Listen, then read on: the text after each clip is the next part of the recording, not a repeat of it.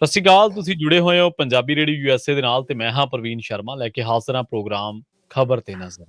ਖਬਰ ਤੇ ਨਜ਼ਰ ਪ੍ਰੋਗਰਾਮ ਦੇ ਵਿੱਚ ਖਬਰਾਂ ਤੇ ਚਰਚਾ ਕਰਨ ਦੇ ਲਈ, ਖਬਰਾਂ ਤੇ ਟਿੱਪਣੀਆਂ ਕਰਨ ਦੇ ਲਈ, ਖਬਰਾਂ ਤੇ ਤਫਸੀਲ ਦੇਣ ਦੇ ਲਈ ਮੇਰੇ ਨਾਲ ਜੁੜ ਚੁੱਕੇ ਨੇ ਦੀਪਕ ਸ਼ਰਮਾ ਚਨਾਰਥਲ ਜੀ। ਉਹਨਾਂ ਦਾ ਕਰਦੇ ਹਾਂ ਸਵਾਗਤ ਤੇ ਫੇਰ ਕਰਦੇ ਹਾਂ ਖਬਰਾਂ ਤੇ ਚਰਚਾ। ਸ਼ਰਮਾ ਜੀ, ਸਤਿ ਸ਼੍ਰੀ ਅਕਾਲ ਜੀ, ਸਵਾਗਤ ਹੈ ਪੰਜਾਬੀ ਰੇਡੀਓ ਯੂਐਸਏ। ਸਤਿ ਸ਼੍ਰੀ ਅਕਾਲ ਪ੍ਰਵੀਨ ਜੀ, ਸਾਰੇ ਸਰੋਤਿਆਂ ਨੂੰ, ਦਰਸ਼ਕਾਂ ਨੂੰ ਮੇਰੀ ਪਿਆਰ ਭਰੀ ਸਤਿ ਸ਼੍ਰੀ ਅਕਾਲ ਜੀ। ਪ੍ਰੋਗਰਾਮ ਦੇ ਵਿੱਚ ਅੱਗੇ ਵਧਣ ਤੋਂ ਪਹਿਲਾਂ ਧੰਨਵਾਦ ਕਰਦੇ ਚੱਲੀਏ ਸਪਾਂਸਰਸ ਦਾ, ਜਿਹੜੇ ਜ਼ਰੀਆ ਬਣਦੇ ਨੇ ਇਹਨਾਂ ਪ੍ਰੋਗਰਾਮਾਂ ਨੂੰ ਤੁਹਾਡੇ ਤੱਕ ਪਹੁੰਚਾਉਂਦਾ। ਜੇਕਰ ਤੁਸੀਂ ਵੀ ਕਿਸੇ ਪ੍ਰੋਗਰਾਮ ਨੂੰ ਸਪਾਂਸਰ ਕਰਨਾ ਚਾਹੁੰਦੇ ਹੋ ਤਾਂ ਸਟੂਡੀਓ ਦਾ ਨੰਬਰ ਹੈ 408 272 5200। ਇਸ ਨੰਬਰ ਤੇ ਕਾਲ ਕਰਕੇ ਤੁਸੀਂ ਵੀ ਕਿਸੇ ਪ੍ਰੋਗਰਾਮ ਨੂੰ ਸਪਾਂਸਰ ਕਰ ਸਕਦੇ ਹੋ। ਖਾਲਸਾ ਇੰਸ਼ੋਰੈਂਸ ਏਜੰਸੀ ਵਾਲੇ ਪਿਛਲੇ ਕਈ ਦਹਾਕਿਆਂ ਤੋਂ ਇੰਸ਼ੋਰੈਂਸ ਦੇ ਵਿੱਚ ਸ਼ਾਨਦਾਰ ਸੇਵਾਵਾਂ ਦੇਣ ਦੇ ਲਈ ਜਾਣੇ ਜਾਂਦੇ ਨੇ। ਕਿਸੇ ਵੀ ਤਰ੍ਹਾਂ ਦੀ ਇੰਸ਼ੋਰੈਂਸ ਦੇ ਲਈ ਤੁਸੀਂ ਇਹਨਾਂ ਦੇ ਨਾਲ 408 272 2500 ਤੇ ਗੱਲ ਕਰ ਸਕਦੇ ਹੋ। ਟਰਕੀਆਨਾ ਇਮੀਗ੍ਰੇਸ਼ਨ ਲਾ ਫਰਮ ਵਾਲੇ ਜੇ ਟਰਕੀਆਨਾ ਇਮੀਗ੍ਰੇਸ਼ਨ ਬਾਬਤ ਤੁਹਾਡਾ ਕੋਈ ਸਵਾਲ ਹੈ, ਕੋਈ ਸਲਾਹ ਕਰਨੀ ਹੈ ਤਾਂ ਜੇ ਦੇ ਨਾਲ 415 909 0503 ਤੇ ਗੱਲ ਕੀਤੀ ਜਾ ਸਕਦੀ ਹੈ। ਗੁਰਦੀਪ ਸਿੰਘ ਬਿਰਦੀ ਕਲੋਵੇ, ਸਤਨਾਮ ਸਿੰਘ ਸ਼ੇਰਗਿੱਲ ਸਿਲਮਾ, ਜਗਤਾਰ ਸਿੰਘ ਅਨੰਦਪੁਰੀ ਫਰੀਮੌਂਟ, ਚਰਨਜੀਤ ਸਿੰਘ ਬਦਵਾਲ, ਪਿਆਰਾ ਸਿੰਘ ਰਾਹੁਲ, ਗੁਰਪਾਲ ਗਿੱਲ ਸੈਕਰਾਮੈਂਟੋ, ਗੁਰਦੀਪ ਸਿੰਘ ਗਿੱਲ ਤੇ ਪਰਿਵਾਰ ਯੂਬਾ ਸਿਟੀ, ਮਨਦੀਪ ਸਿੰਘ, ਸਰਬਜੀਤ ਕੌਰ ਸੈਨ ਹੋਜ਼ੇ, ਮਨਜੀਤ ਸਿੰਘ ਸੈਨ ਹੋਜ਼ੇ, ਮੀਰੀ ਪੀਰੀ ਸੇਵਾ ਸੁਸਾਇਟੀ ਫ੍ਰੈਜ਼ਨੋ ਤੇ ਜ਼ੈਂਡਰ ਗਰੁੱਪ ਵਾਲੇ। ਕਿਸੇ ਵੀ ਤਰ੍ਹਾਂ ਦਾ ਘਰ ਖਰੀਦਣਾ ਜਾਂ ਘਰ ਵੇਚਣਾ ਜਾਂ ਲੈਣਾ ਚਾਹੁੰਦੇ ਤੁਸੀਂ ਹੋਮ ਲੋਨ ਤੇ ਇਹਨਾਂ ਦੇ ਨਾਲ 559 905 2575 ਤੇ ਗੱਲ ਕੀਤੀ ਜਾ ਸਕਦੀ ਹੈ। ਸ਼ਰਮਾ ਜੀ, ਖਬਰਾਂ ਦੇ ਵੱਲ ਆਈਏ ਤੇ ਸ਼ੁਰੂਆਤ ਕਰੀਏ ਬਰਗਾੜੀ ਤੋਂ। ਬਰਗਾੜੀ ਕਦੇ ਵੀ ਉਹਨਾਂ ਲੋਕਾਂ ਦੇ ਚਿੱਤ ਚੇਤਿਆਂ ਚੋਂ ਭੁੱਲ ਨਹੀਂ ਸਕਣਾ ਜਿਨ੍ਹਾਂ ਦੀ ਗੁਰੂ ਗ੍ਰੰਥ ਸਾਹਿਬ ਦੇ ਵਿੱਚ ਅਕਾਦਤ ਹੈ, ਭਾਵੇਂ ਉਹ ਕਿਸੇ ਵੀ ਫਿਰਕੇ ਤੋਂ ਆਉਂਦੇ ਹੋਣ। ਬਰਗਾੜੀ ਕੀ ਹੋਇਆ ਸੀ ਇਹ ਦੱਸਣ ਦੀ ਲੋੜ ਨਹੀਂ ਹੈ। 14 ਅਕਤੂਬਰ 2015 ਨੂੰ, ਜੇ ਮੈਂ ਗਲਤ ਨਾ ਹੋਵਾਂ ਤਾਂ ਬਰਗਾੜੀ ਦੇ ਵਿੱਚ ਸੰਗਤਾਂ ਨੇ ਤਾਂ ਇਨਸਾਫ ਮੰਗਿਆ, ਮੋਰਚਾ ਉੱਥੇ ਲੱਗਿਆ ਹੀ ਹੋਇਆ, ਪਰ ਦੂਜੇ ਪਾਸੇ ਸਰਕਾਰ ਨੇ ਸਮਾਂ ਵੀ ਮੰਗਿਆ। ਸਪੀਕਰ ਸਾਹਿਬ ਸਮਾਂ ਮੰਗ ਕੇ ਆਏ ਨੇ ਜੀ। ਪ੍ਰਵੀਨ ਜੀ, ਇਹ ਸਮਾਂ ਮੰਗਣ ਦੀ ਕਵਾਇਦ ਨਵੀਂ ਨਹੀਂ ਹੈ ਜੀ। ਬਾਦਲਾਂ ਤੋਂ ਲੈ ਕੇ ਕੈਪਟਨ ਤੱਕ ਤੇ ਕੈਪਟਨ ਤੋਂ ਲੈ ਕੇ ਹੁਣ ਤੁਸੀਂ ਕਹਿ ਲਓ ਕਿ ਸਿੱਧਾ ਮੁੱਖ ਮੰਤਰੀ ਭਗਵੰਤ ਮਾਨ ਤੱਕ ਇਹ ਸਮਾਂ ਹੀ ਮੰਗਦੇ ਆਏ ਨੇ। ਤੇ ਪਰ ਲੋਕਾਂ ਨੂੰ ਇਨਸਾਫ ਹੀ ਮੰਗਣਾ ਪਿਆ ਜਾਂ ਇਨਸਾਫ ਲੈਣਾ ਪੈਂਦਾ। ਸੋ ਇਸ ਲਈ ਕੱਲ ਸਟੇਜ ਤੋਂ ਕੌਣ ਕੌਣ ਬੋਲਿਆ, ਮੰਚ ਤੇ ਕੌਣ ਕੌਣ ਆਇਆ, ਮੈਂ ਇਸ ਦੀ ਬਜਾਏ ਪੰਡਾਲ ਵਾਲੇ ਪਾਸੇ ਜਦੋਂ ਦੇਖਦਾ ਤਾਂ ਮੈਨੂੰ ਨਜ਼ਰ ਆਉਂਦੀ ਹੈ ਕਿ ਲਗਭਗ ਪੂਰਾ ਪੰਜਾਬ ਉਮੜ ਕੇ ਫਿਰ ਆਇਆ। ਪੂਰੀਆਂ ਸੁਹਿਰਦ ਧਿਰਾਂ, ਚਿੰਤਤ ਧਿਰਾਂ, ਪੰਥਕ ਧਿਰਾਂ, ਸਿੱਖ ਨੁਮਾਇੰਦੇ, ਪਰਿਵਾਰਾਂ ਦੇ ਆਮ ਬੱਚੇ, ਬਜ਼ੁਰਗ, ਮਾਵਾਂ, ਆਪ ਮਹਾਰੇ ਬਾਈਬਲ ਕਲਾਂ ਕਨੀ ਨੂੰ, ਬਰਗਾੜੀ ਕਨੀ ਨੂੰ ਮਤਲਬ ਕਿ ਵਹੀਰਾਂ ਕੱਤ ਕੇ ਤੁਰੀਆਂ। ਇਹਦਾ ਮਤਲਬ ਤੜਫ 7 ਸਾਲਾਂ ਠੰਡੀ ਨਹੀਂ ਹੋਈ, ਕਿਉਂਕਿ ਅਸੀਂ ਗੁਰੂ ਗ੍ਰੰਥ ਸਾਹਿਬ 'ਚ ਜਿਹੜੀ ਆਸਥਾ ਰੱਖਦੇ ਹਾਂ, ਸ਼ਬਦ ਨੂੰ ਜਿਹੜਾ ਗੁਰੂ ਦਾ ਦਰਜਾ ਹਾਸਲ ਹੈ, ਉਸ ਤੋਂ ਅਸੀਂ ਚੇਤਨਤਾ ਲੈਂਦੇ ਹਾਂ, ਰੋਸ਼ਨੀ ਲੈਂਦੇ ਹਾਂ। ਸੋ ਉਹ ਜਿਹੜਾ ਪ੍ਰਕਾਸ਼ ਦਾ ਸੋਮਾ ਹੈ ਸਾਡਾ, ਜਦੋਂ ਉਸ ਨੂੰ ਕੋਈ ਖੰਡਿਤ ਕਰਨ ਦੀ ਕੋਸ਼ਿਸ਼ ਕਰਦਾ ਹੈ, ਉਸ ਤੇ ਕੋਈ ਹਮਲਾ ਹੁੰਦਾ ਤਦ ਉਹ ਮਤਲਬ ਕਿ ਸੱਚਮੁੱਚ ਇਹ ਨੇ ਉਹ ਘਟਨਾਵਾਂ ਜਿਹਦੇ ਨਾਲ ਆਪਾਂ ਕਹਿੰਦੇ ਹਿਰਦੇ ਵਿਲੁੰਦਰੇ ਜਾਂਦੇ ਨੇ। ਜੀ। ਇਹ ਨੇ ਉਹ ਘਟਨਾਵਾਂ ਜਿਨ੍ਹਾਂ ਨਾਲ ਭਾਵਨਾਵਾਂ ਆਹਤ ਹੁੰਦੀਆਂ ਨੇ, ਜਿਹਦੇ ਨਾਲ ਸਾਡਾ ਮਤਲਬ ਕਿ ਮੂਹਰੇ ਪ੍ਰਸ਼ਾਦਾ ਪਿਆ ਹੋਵੇ ਤਾਂ ਵੀ ਖਾਣ ਨੂੰ ਜੀਅ ਨਹੀਂ ਕਰਦਾ। ਸੋਚ ਕੇ ਉਹ ਦਿਨ ਮਤਲਬ ਜਿਹੇ ਚਾਹੁੰਦੇ ਨੇ ਕਿ ਐਡੀ ਹਿੰਮਤ ਕਿਵੇਂ ਆਉਂਦੀ ਹੈ ਬੰਦੇ ਦੇ ਅੰਦਰ ਕਿ ਉਹ ਗੁਰੂ ਗ੍ਰੰਥ ਸਾਹਿਬ ਦੇ ਅੰਗ ਫਾੜ ਲਵੇ, ਉਹਨਾਂ ਨੂੰ ਬਾਜ਼ਾਰਾਂ 'ਚ ਖਿਲਾਰ ਦੇਵੇ। ਉਸ ਤੋਂ ਬਾਅਦ ਮਤਲਬ ਪੁਲਿਸ 'ਚ ਇੰਨੀ ਹਿੰਮਤ ਕਿੱਥੋਂ ਆਉਂਦੀ ਹੈ ਕਿ ਨਾਮ ਜਪਦੇ ਲੋਕਾਂ ਦੇ ਉੱਤੇ, ਬਾਣੀ ਪੜ੍ਹਦੇ ਲੋਕਾਂ ਦੇ ਉੱਤੇ, ਲੰਗਰ ਛਕਦੇ ਲੋਕਾਂ ਦੇ ਉੱਤੇ ਗੋਲੀਆਂ ਭਰਾ ਦਿਓ। ਸੋ ਇਹ ਮਤਲਬ ਕਿ ਮਾਨਸਿਕਤਾ ਪੱਖੋਂ ਬਿਮਾਰ ਸਰਕਾਰਾਂ, ਮਾਨਸਿਕਤਾ ਪੱਖੋਂ ਬਿਮਾਰ ਸਿਆਸਤ, ਮਾਨਸਿਕਤਾ ਪੱਖੋਂ ਬਿਮਾਰ ਪ੍ਰਸ਼ਾਸਨ, ਉਹਨਾਂ ਦੀਆਂ ਕਰਤੂਤਾਂ ਦਾ ਇਹ ਨਤੀਜਾ ਹੈ ਕਿ 7 ਸਾਲ ਦੇ ਵਿੱਚ 7 ਵਾਰ 365 ਦਿਨ ਆਉਂਦੇ ਨੇ। ਸੋ ਤੁਸੀਂ ਇੱਥੋਂ ਹਿਸਾਬ ਲਾਓ ਕਿ ਇੱਕ ਪਲ ਅਜਿਹਾ ਤਾਂ ਸਰਕਾਰ ਲਈ ਹੋਣਾ ਚਾਹੀਦਾ ਸੀ ਕਿ ਤੁਰੰਤ। ਪਰ ਜਦੋਂ ਸਰਕਾਰਾਂ ਨੂੰ ਇਹ ਲੱਗਣ ਲੱਗਿਆ, ਰਾਜਨੀਤਿਕ ਪਾਰਟੀਆਂ ਨੂੰ ਇਹ ਲੱਗਿਆ ਕਿ ਇਹਦੇ ਨਾਲ ਤਾਂ ਸਾਡੀ ਦੁਕਾਨਦਾਰੀ ਚੱਲਣੀ ਆ, ਇਹਦੇ ਨਾਲ ਤਾਂ ਅਸੀਂ ਵੋਟਾਂ ਹੱਥ ਆਉਣੀਆਂ ਸੀ, ਇਹ ਤਾਂ ਆਪਸ ਦੇ ਵਿੱਚ ਧਿਰਾਂ ਨੂੰ ਵੀ ਇਹ ਲੱਗਣ ਲੱਗਿਆ ਕਿ ਅੱਛਾ, ਜਦੋਂ ਕਾਂਗਰਸ ਕਹਿੰਦੀ ਸਾਨੂੰ 84 ਲਈ ਘੇਰਿਆ ਕਰਨਗੇ, ਅਸੀਂ ਬਾਈਬਲ ਕਲਾਂ ਬਰਗਾੜੀ ਕਾਂਡ ਮੂਹਰੇ ਰੱਖ ਲਿਆ ਕਰਾਂਗੇ, ਅਸੀਂ ਵਾਜਿਆ ਕਰਾਂਗੇ। ਸੋ ਕਹਿੰਦੇ ਕਿ ਜਿਵੇਂ 84 ਲਈ ਕਾਂਗਰਸ ਦੋਸ਼ੀ ਰਹਿਣੀ ਆ ਸਾਰੀ ਉਮਰ ਲਈ, ਉਸੇ ਤਰ੍ਹਾਂ ਹੁਣ ਬਾਈਬਲ ਕਲਾਂ ਬਰਗਾੜੀ ਕਾਂਡ ਲਈ ਕਹਿੰਦੇ ਕਿ ਅਕਾਲੀ ਹਮੇਸ਼ਾ ਦੋਸ਼ੀ ਰਹਿਣੇ ਆ। ਸੋ ਇਸ ਲਈ ਇਹਦੇ ਵਿੱਚ ਹੁਣ ਆਮ ਆਦਮੀ ਕਹਿੰਦੀ ਜੇ 2 ਦੋਸ਼ੀ ਹੋ ਗਏ ਤਾਂ ਅਸੀਂ ਫਿਰ ਇਹਦੇ ਵਿੱਚੋਂ ਕਮਾਈ ਕਰ ਲਈਏ। ਸੋ ਇਹ ਸਿਰਫ ਰਾਜਨੀਤਿਕ ਵੋਟਾਂ ਦੀ ਕਮਾਈ ਸੀ। ਪਰ ਕੱਲ ਸੰਗਤ ਦੇ ਇਕੱਠ ਨੇ, ਆਪ ਮਾਰੇ ਹੋਏ ਇਕੱਠ ਨੇ, ਇਹ ਕੋਈ ਰੈਲੀ ਲਈ ਬੱਸਾਂ ਨਹੀਂ ਭੇਜੀਆਂ ਜਾਂਦੀਆਂ ਜੀ, ਕੋਈ ਉੱਥੇ ਇਹ ਨਹੀਂ ਕਿਹਾ ਜਾਂਦਾ ਕਿ ਆ ਜਾਓ ਭਾਈ, ਤੁਹਾਨੂੰ ਤੁਹਾਡੀ ਜੇਬੇ ਚਾਹ ਪਾ ਕੇ ਭੇਜਾਂਗੇ, ਤੁਹਾਡੇ ਲਈ ਐਲਾਨ ਕਰਾਂਗੇ ਮੁਫਤ ਸਕੀਮਾਂ ਦਾ। ਇਹ ਹੈ ਜਦੋਂ ਸੰਗਤ ਨੂੰ ਲੱਗਦਾ ਕਿ ਇਸ ਥਾਂ ਤੇ ਸਾਡੀ ਆਮਦ ਹੋਣੀ ਚਾਹੀਦੀ ਹੈ, ਅਸੀਂ ਹੋਣੇ ਚਾਹੀਦੇ ਹਾਂ। ਸੋ ਉਸ ਥਾਂ ਦੇ ਸੰਗਤ ਦਾ ਇਕੱਠ ਸਾਫ਼ ਦੱਸਦਾ ਕਿ ਭਾਈ 7 ਸਾਲ ਲਾ ਲਓ ਚਾਹੇ 17 ਸਾਲ ਲਾ ਲਓ, ਇਨਸਾਫ ਤਾਂ ਲੋਕ ਲੈ ਕੇ ਰਹਿਣਗੇ ਜੀ। ਹਾਂ, ਪ੍ਰਬੰਧਕਾਂ ਵੱਲੋਂ ਜਿਹੜੇ ਪਰਿਵਾਰ ਦੇ 2 ਜੀ ਗਏ, ਉਹਨਾਂ ਪਰਿਵਾਰਾਂ ਵੱਲੋਂ ਉੱਥੇ ਦੇ ਸਾਂਭ ਰਹੀ ਸਾਰੇ ਮੋਰਚੇ ਨੂੰ, ਲਗਾਤਾਰ ਜਿਹੜਾ ਪੱਕਾ ਮੋਰਚਾ ਚੱਲ ਰਿਹਾ ਉਹਦੀ ਚਲਾਉਣ ਵਾਲੀ ਪ੍ਰਬੰਧਕ ਟੀਮ ਵੱਲੋਂ ਇੱਕ ਜਿਹੜਾ ਸਿਆਣਪ ਭਰਿਆ ਫੈਸਲਾ ਸੀ ਉਹ ਸੀ ਕਿ ਭਾਈ ਮੰਚ ਸਾਰਿਆਂ ਲਈ ਖੁੱਲਾ, ਆ ਜਾਓ ਬੋਲੋ ਜਿਹਨੇ ਬੋਲਣਾ ਜੀ। ਸੋ ਉਸੇ ਮੰਚ ਤੇ ਅੰਮ੍ਰਿਤਪਾਲ ਵੀ ਬੋਲਦੇ ਨੇ, ਉਸੇ ਮੰਚ ਤੇ ਸਿਮਰਜੀਤ ਮਾਨ ਵੀ ਬੋਲਦੇ ਨੇ, ਉਸੇ ਮੰਚ ਤੇ ਕੁਬਰ ਵਿਜੇ ਪ੍ਰਤਾਪ ਵੀ ਬੋਲਦੇ ਨੇ, ਉਸੇ ਮੰਚ ਦੇ ਉੱਤੇ ਲੱਖਾ ਸਿਧਾਣਾ ਵੀ ਬੋਲਦੇ ਨੇ, ਉਸੇ ਮੰਚ ਦੇ ਉੱਤੇ ਕੁਲਤਾਰ ਸੰਧਵਾ ਵੀ ਬੋਲਦੇ ਨੇ। ਸੋ ਚਾਹੇ ਸਰਕਾਰ ਹੈ, ਜੇ ਚਾਹੇ ਸਿਆਸਤ ਹੈ, ਚਾਹੇ ਪੰਥਕ ਧਿਰਾਂ ਨੇ, ਚਾਹੇ ਲੋਕ ਜਮਾਤ ਦੇ ਨੁਮਾਇੰਦੇ ਨੇ, ਸਾਰਿਆਂ ਲਈ ਮੰਚ ਦਿੱਤਾ ਕਿ ਆ ਜਾਓ, ਕਰੋ ਤਕਰੀਰਾਂ, ਆਪਣਾ ਪੱਖ ਰੱਖੋ। ਪਰ ਲੋਕਾਂ ਨੇ ਉੱਥੇ ਜਿੰਨੀਆਂ ਵੀ ਧਿਰਾਂ ਬੋਲੀਆਂ ਜੀ, ਜਿਹੜੀਆਂ ਸਮਾਜ ਵੱਲੋਂ ਬੋਲੀਆਂ, ਲੋਕਾਂ ਵੱਲੋਂ ਬੋਲੀਆਂ, ਪੰਥ ਵੱਲੋਂ ਬੋਲੀਆਂ, ਸ਼੍ਰੀ ਗੁਰੂ ਗ੍ਰੰਥ ਸਾਹਿਬ 'ਚ ਅਕੀਦਾ ਰੱਖਣ ਵਾਲੀਆਂ ਧਿਰਾਂ ਵੱਲੋਂ ਬੋਲੀਆਂ, ਉਹਨਾਂ ਸਾਰੀਆਂ ਧਿਰਾਂ ਨੇ ਇਨਸਾਫ ਮੰਗਿਆ। ਔਰ ਕਿਸੇ ਨੇ ਇਹ ਸੰਕੇਤ ਦੇਣ ਦੀ ਕੋਸ਼ਿਸ਼ ਨਹੀਂ ਕੀਤੀ ਕਿ ਇਹਦੇ ਲਈ ਕਦੀ ਅਸੀਂ ਕੱਲ ਨੂੰ ਕੋਈ ਗਲਤ ਕਦਮ ਵੀ ਪੁੱਟਾਂਗੇ ਜਾਂ ਅਸੀਂ ਕਿਸੇ ਹੋਰ ਕੁਰਾਹੇ ਰਾਹ ਤੇ ਵੀ ਤੁਰ ਸਕਦੇ ਹਾਂ, ਅਸੀਂ ਪੰਜਾਬ ਨੂੰ ਜਾਂ ਇਸ ਜਵਾਨੀ ਨੂੰ ਜਾਂ ਇਸ ਬਹਿਣ ਨੂੰ ਕਿਸੇ ਹੋਰ ਬਾਹ 'ਚ ਲੈ ਜਾਵਾਂਗੇ। ਹਾਂ, ਤਕਰੀਰਾਂ 'ਚ, ਸ਼ਬਦਾਂ 'ਚ ਹਰੇਕ ਦੇ ਆਪਣੀ ਆਪਣੀ ਸ਼ੈਲੀ, ਆਪਣਾ ਆਪਣਾ ਅੰਦਾਜ਼ ਹੋ ਸਕਦਾ, ਜਜ਼ਬਾਤ, ਪਰ ਹਾਂ ਜਜ਼ਬਾਤ ਹੁੰਦੇ ਨੇ। ਸੋ ਜਜ਼ਬਾਤਾਂ ਦੀ ਬਹਿਣ 'ਚ ਬੇਸ਼ੱਕ ਬੰਦਾ ਬਹਿੰਦਾ, ਪਰ ਉੱਥੇ ਹਰੇਕ ਦੇ ਉੱਪਰ ਕੰਟਰੋਲ ਸੀ ਆਪਣੇ ਆਪ ਦਾ। ਪਰ ਸਰਕਾਰ ਉੱਥੇ ਕੱਲ ਗੋਡਿਆਂ ਭਾਰ ਸੀ ਜੀ। ਤੇ ਜਿਹੜੀਆਂ ਸਰਕਾਰਾਂ ਦੇ ਸਮੇਂ ਕੋਤਾਹੀ ਹੋਈ ਔਰ ਜਿਹੜੀਆਂ ਸਰਕਾਰਾਂ ਇਹਦੇ ਉੱਤੇ ਸਿਆਸੀ ਰੋਟੀਆਂ ਸੇਕਦੀਆਂ ਰਹੀਆਂ, ਉਹਨਾਂ ਦੇ ਨੁਮਾਇੰਦੇ ਕੱਲ ਉੱਥੋਂ ਭੱਜਦੇ ਨਜ਼ਰ ਆਏ, ਉਹਨਾਂ ਦੇ ਨੁਮਾਇੰਦੇ ਨੇੜੇ ਲੰਘਦੇ ਨਜ਼ਰ ਨਹੀਂ ਆਏ, ਉਹਨਾਂ 'ਚ ਹਿੰਮਤ ਨਹੀਂ ਹੋਈ ਕਿ ਆ ਜਾਂਦੇ। ਸੁਖਬੀਰ ਬਾਦਲ ਸਾਹਿਬ ਜਿਹੜੇ ਸਿੱਟ ਮੂਹਰੇ ਪੇਸ਼ ਹੁੰਦੇ ਨੇ, ਕੱਲ ਉੱਥੇ ਆ ਜਾਂਦੇ। ਫਿਰ ਜੀ, ਜੇ ਸਿੱਟ ਮੂਹਰੇ ਤੁਸੀਂ ਖੜ ਕੇ ਕਹਿੰਦੇ ਹੋ ਕਿ ਇਸ ਮਾਮਲੇ ਦੀ ਸੱਚਾਈ ਆਉਣੀ ਚਾਹੀਦੀ ਆ, ਸਾਹਮਣੇ ਆਉਣੀ ਚਾਹੀਦੀ ਆ, ਜਿੰਨੀ ਵਾਰ ਮੈਨੂੰ ਬੁਲਾਉਣਗੇ ਮੈਂ ਹਾਜ਼ਰ ਹੋਊਂਗਾ, ਤਾਂ ਲੋਕ ਕਚਹਿਰੀ 'ਚ ਆ ਜਾਣ, ਸੰਗਤ 'ਚ ਆ ਜਾਣ ਕਿ ਭਾਈ ਮੈਂ ਖੜਾ, ਜੇ ਤੁਹਾਨੂੰ ਮੈਂ ਗੁਨਾਹਗਾਰ ਲੱਗਦਾ ਮੈਨੂੰ ਲਾ ਦੋ ਫਾਹੇ, ਆ ਜਾਣ ਸੰਗਤ ਦੇ ਵਿੱਚ। ਡਰ ਕੀ ਹੈ? ਅੰਦਰ ਚੋਰ ਹੈ ਜੀ ਜੀ, ਅੰਦਰ ਕੋਈ ਪਾਪ ਲੁਕਿਆ, ਜਾਂ ਆਪਣੇ ਗੁਨਾਹ ਕਰਕੇ ਸੰਗਤ ਦੀਆਂ ਅੱਖਾਂ 'ਚ ਅੱਖਾਂ ਪਾ ਕੇ ਗੱਲ ਨਹੀਂ ਹੁੰਦੀ। ਰਾਜਨੀਤਿਕ ਰੈਲੀਆਂ 'ਚ ਜਾਂਦੇ ਹੋ ਤਾਂ ਆਓ ਸੰਗਤ ਦੇ ਇਕੱਠ 'ਚ, ਤੁਸੀਂ ਕਹਿੰਦੇ ਕਿ ਮੈਂ ਬੋਲਣ ਨਹੀਂ ਆਇਆ ਭਾਈ, ਮੈਂ ਆਪਣੇ ਪਾਪ ਧੋਣ ਆਇਆ, ਮੈਂ ਬੈਠਾ ਸੰਗਤ 'ਚ ਭੁੰਜੇ ਬੈਠ ਜਾਂਦੇ ਆ ਕੇ। ਪਰ ਨਹੀਂ, ਇਸੇ ਤਰ੍ਹਾਂ ਕਾਂਗਰਸ। ਸੋ ਹੁਣ ਜਿਹੜੀ ਮੌਜੂਦਾ ਸਰਕਾਰ ਹੈ, ਕਿਸੇ ਸਮੇਂ ਉਹ ਲੋਕ ਪੱਖੀ ਹੋ ਕੇ ਬੈਠਦੇ ਸੀ ਉਹ ਨੁਮਾਇੰਦੇ, ਅੱਜ ਜਦੋਂ ਸਰਕਾਰੀ ਤੌਰ ਤੇ ਬੈਠਦੇ ਤਾਂ ਬੋਲੀ ਬਦਲੀ ਹੋਈ ਹੈ ਪ੍ਰਵੀਨ ਜੀ। ਚਾਹੇ ਤੁਸੀਂ ਇੰਦਰਵੀਰ ਸਿੰਘ ਨਿੱਜਰ ਦੀ ਬੋਲ ਸੁਣ ਲਓ ਤੇ ਚਾਹੇ ਕੁਲਤਾਰ ਸਿੰਘ ਸੰਧਵਾ ਦੇ ਸੁਣ ਲਓ। ਕੁਲਤਾਰ ਸਿੰਘ ਸੰਧਵਾ ਨੂੰ ਆਮ ਆਦਮੀ ਪਾਰਟੀ ਦੇ ਅੰਦਰ ਪੰਥਕ ਚਿਹਰੇ ਵਜੋਂ ਵੇਖਿਆ ਜਾਂਦਾ ਤੇ ਪਰ ਇਸ ਨੇ ਮਤਲਬ ਕਿ ਆਪਣੇ ਆਪ ਨੂੰ ਉਸ ਪੱਧਰ ਤੇ ਸਾਬਤ ਨਹੀਂ ਕੀਤਾ। ਤੁਸੀਂ ਸਪੀਕਰ ਹੋ, ਠੀਕ ਹੈ, ਪਰ ਤੁਸੀਂ ਪੰਜਾਬ ਦੇ ਚੁਣੇ ਹੋਏ ਵਿਧਾਇਕ ਤਾਂ ਹੋ ਨਾ, ਸਪੀਕਰ ਤਾਂ ਬਾਅਦ ਚੋਂ ਬਣੇ ਹੋ ਜੀ। ਬਿਲਕੁਲ, ਪਹਿਲਾਂ ਐਮਐਲਏ ਹੋ। ਜੇ ਕੁਬਰ ਵਿਜੇ ਪ੍ਰਤਾਪ ਬਾਂਹ ਖੜੀ ਕਰਕੇ ਬੋਲ ਸਕਦਾ, ਤੁਸੀਂ ਕਿਉਂ ਨਹੀਂ ਬੋਲਦੇ? ਕੁਬਰ ਵਿਜੇ ਪ੍ਰਤਾਪ ਨੂੰ ਜਿੰਨਾ ਕੁ ਸਮਾਂ ਵਿਧਾਨ ਸਭਾ ਦੇ ਅੰਦਰ ਦਿੰਦੇ ਨੇ, ਜਿੰਨਾ ਸਮਾਂ ਫਰੇਮ 'ਚ ਦਿਖਾਉਂਦੇ ਨੇ, ਉਨੇ ਸਮੇਂ 'ਚ ਵੀ ਉਹਨੇ ਬੇਅਦਬੀ ਕਾਂਡ ਦੇ ਮੁੱਦੇ ਤੇ ਗੱਲ ਰੱਖੀ ਹੈ। ਤੇ ਕੱਲ ਵੀ ਉੱਥੇ ਉਹਨਾਂ ਨੇ ਸਾਫ਼ ਕਿਹਾ ਕਿ ਜੇਕਰ ਮੇਰੀਆਂ 45 ਰਿਪੋਰਟਾਂ ਦੇ ਵਿੱਚ ਕੋਈ ਖਾਮੀ ਹੈ, ਜੇਕਰ ਲੱਗਦਾ ਹੈ ਕਿ ਹਾਂ ਸੰਗਤ ਨੂੰ ਲੱਗਦਾ ਹੈ, ਆਵਾਮ ਨੂੰ ਲੱਗਦਾ ਹੈ, ਜਾਂਚ ਧਿਰਾਂ ਨੂੰ ਲੱਗਦਾ ਹੈ ਕਿ ਮੈਂ ਜਿੰਨੀਆਂ ਵੀ 45 ਰਿਪੋਰਟਾਂ ਕੀਤੀਆਂ ਨੇ, ਬਾਈਬਲ ਕਲਾਂ, ਬਰਗਾੜੀ ਕਾਂਡ ਚਾਹੇ ਕੋਟਕਪੂਰਾ ਗੋਲੀ ਕਾਂਡ, ਕੇ ਇਹਦੇ ਸੰਬੰਧ ਜਿੱਥੇ ਜਿੱਥੇ ਮੇਰੀ ਕਾਰਵਾਈ ਹੈ ਉਹਦੇ ਵਿੱਚ ਕਹਿੰਦੇ ਰਿਪੋਰਟਾਂ ਕਢਾ ਲਓ। ਜੇ ਲੱਗਦਾ ਹੈ ਕਿ ਰਿਪੋਰਟਾਂ ਗਲਤ ਨੇ ਤਾਂ ਮੈਂ ਸਵੇਰ ਨੂੰ ਕਹਿੰਦੇ ਵਿਧਾਇਕੀ ਤੋਂ ਅਸਤੀਫਾ ਦੇ ਦੇਣਾ, ਮੈਂ ਲਾਂਭੇ ਹੋ ਜਾਣਾ। ਦੂਸਰੇ ਪਾਸੇ ਉਹਨਾਂ ਨੇ ਇਹ ਵੀ ਕਿਹਾ ਕਿ ਇਸ ਰਿਪੋਰਟਾਂ ਦੇ ਵਿੱਚ ਜਿਹੜੀਆਂ ਧਿਰਾਂ ਨੂੰ ਸਾਫ਼ ਕਿਹਾ ਗਿਆ ਕਿ ਇਹ ਧਿਰਾਂ ਦੀ ਕੋਤਾਹੀ ਹੈ, ਇਹ ਧਿਰਾਂ ਕਾਰਨ ਇਹ ਕਾਂਡ ਵਾਪਰਿਆ, ਕਹਿੰਦੇ ਉਹਦੇ ਵਿੱਚ ਸਾਫ਼ ਚਾਨਣ ਹੈ, ਸਿੱਧਾ ਦਿਖਦਾ ਕਿ ਭਾਈ ਦੋਸ਼ੀ ਕਿਹੜੀਆਂ ਧਿਰਾਂ ਨੇ। ਤੇ ਕਹਿੰਦੇ ਉਹਨਾਂ ਦੋਸ਼ੀਆਂ ਨੂੰ ਬਚਾਉਣ ਲਈ ਕੌਣ ਆਇਆ ਛਤਰੀ ਤਾਣ ਕੇ? ਮਹਾਰਾਜਾ ਪਟਿਆਲਾ ਜੀ। ਕਹਿੰਦੇ ਕੈਪਟਨ ਅਮਰਿੰਦਰ ਸਿੰਘ ਨੇ ਉਹਨਾਂ ਨੂੰ ਦਬਾਅ 'ਚ ਬਚਾਇਆ, ਸਮਝੌਤੇ 'ਚ ਬਚਾਇਆ। ਕਿਹੜੇ ਤਹਿਤ ਬਚਾਇਆ ਕਹਿੰਦੇ ਉਹ ਜਾਣਦੇ ਹੋਣਗੇ, ਪਰ ਉਹਨਾਂ ਨੂੰ ਬਚਾਉਣ ਲਈ ਕੈਪਟਨ ਅਮਰਿੰਦਰ ਦੀ ਸਰਕਾਰ ਨੇ ਭੂਮਿਕਾ ਨਿਭਾਈ ਜੀ। ਮਤਲਬ ਕਹਿੰਦੇ ਕਿ ਚੋਰੀ ਕਰਨਾ ਹੀ ਗੁਨਾਹ ਨਹੀਂ ਹੁੰਦਾ ਪ੍ਰਵੀਨ ਜੀ। ਹਾਂਜੀ, ਚੋਰੀ ਕਰਦੇ ਨੂੰ ਦੇਖਣਾ ਤੇ ਚੁੱਪ ਰਹਿ ਜਾਣਾ ਵੀ ਗੁਨਾਹ ਹੀ ਹੁੰਦਾ। ਤੇ ਇੱਥੇ ਤਾਂ ਸਾਥ ਦਿੱਤਾ ਚੋਰਾਂ ਦਾ ਕੈਪਟਨ ਸਰਕਾਰ ਨੇ ਜੀ। ਇੱਥੇ ਤਾਂ ਚੋਰਾਂ ਨੂੰ ਲੰਘਣ ਲਈ ਲਾਂਘਾ ਦਿੱਤਾ ਕੈਪਟਨ ਸਰਕਾਰ ਨੇ। ਸੋ ਇਸ ਲਈ ਇਹ ਵੀ ਓਨੇ ਹੀ ਬੇਅਦਬੀ ਕਾਂਡ ਦੇ ਦੋਸ਼ੀ ਨੇ।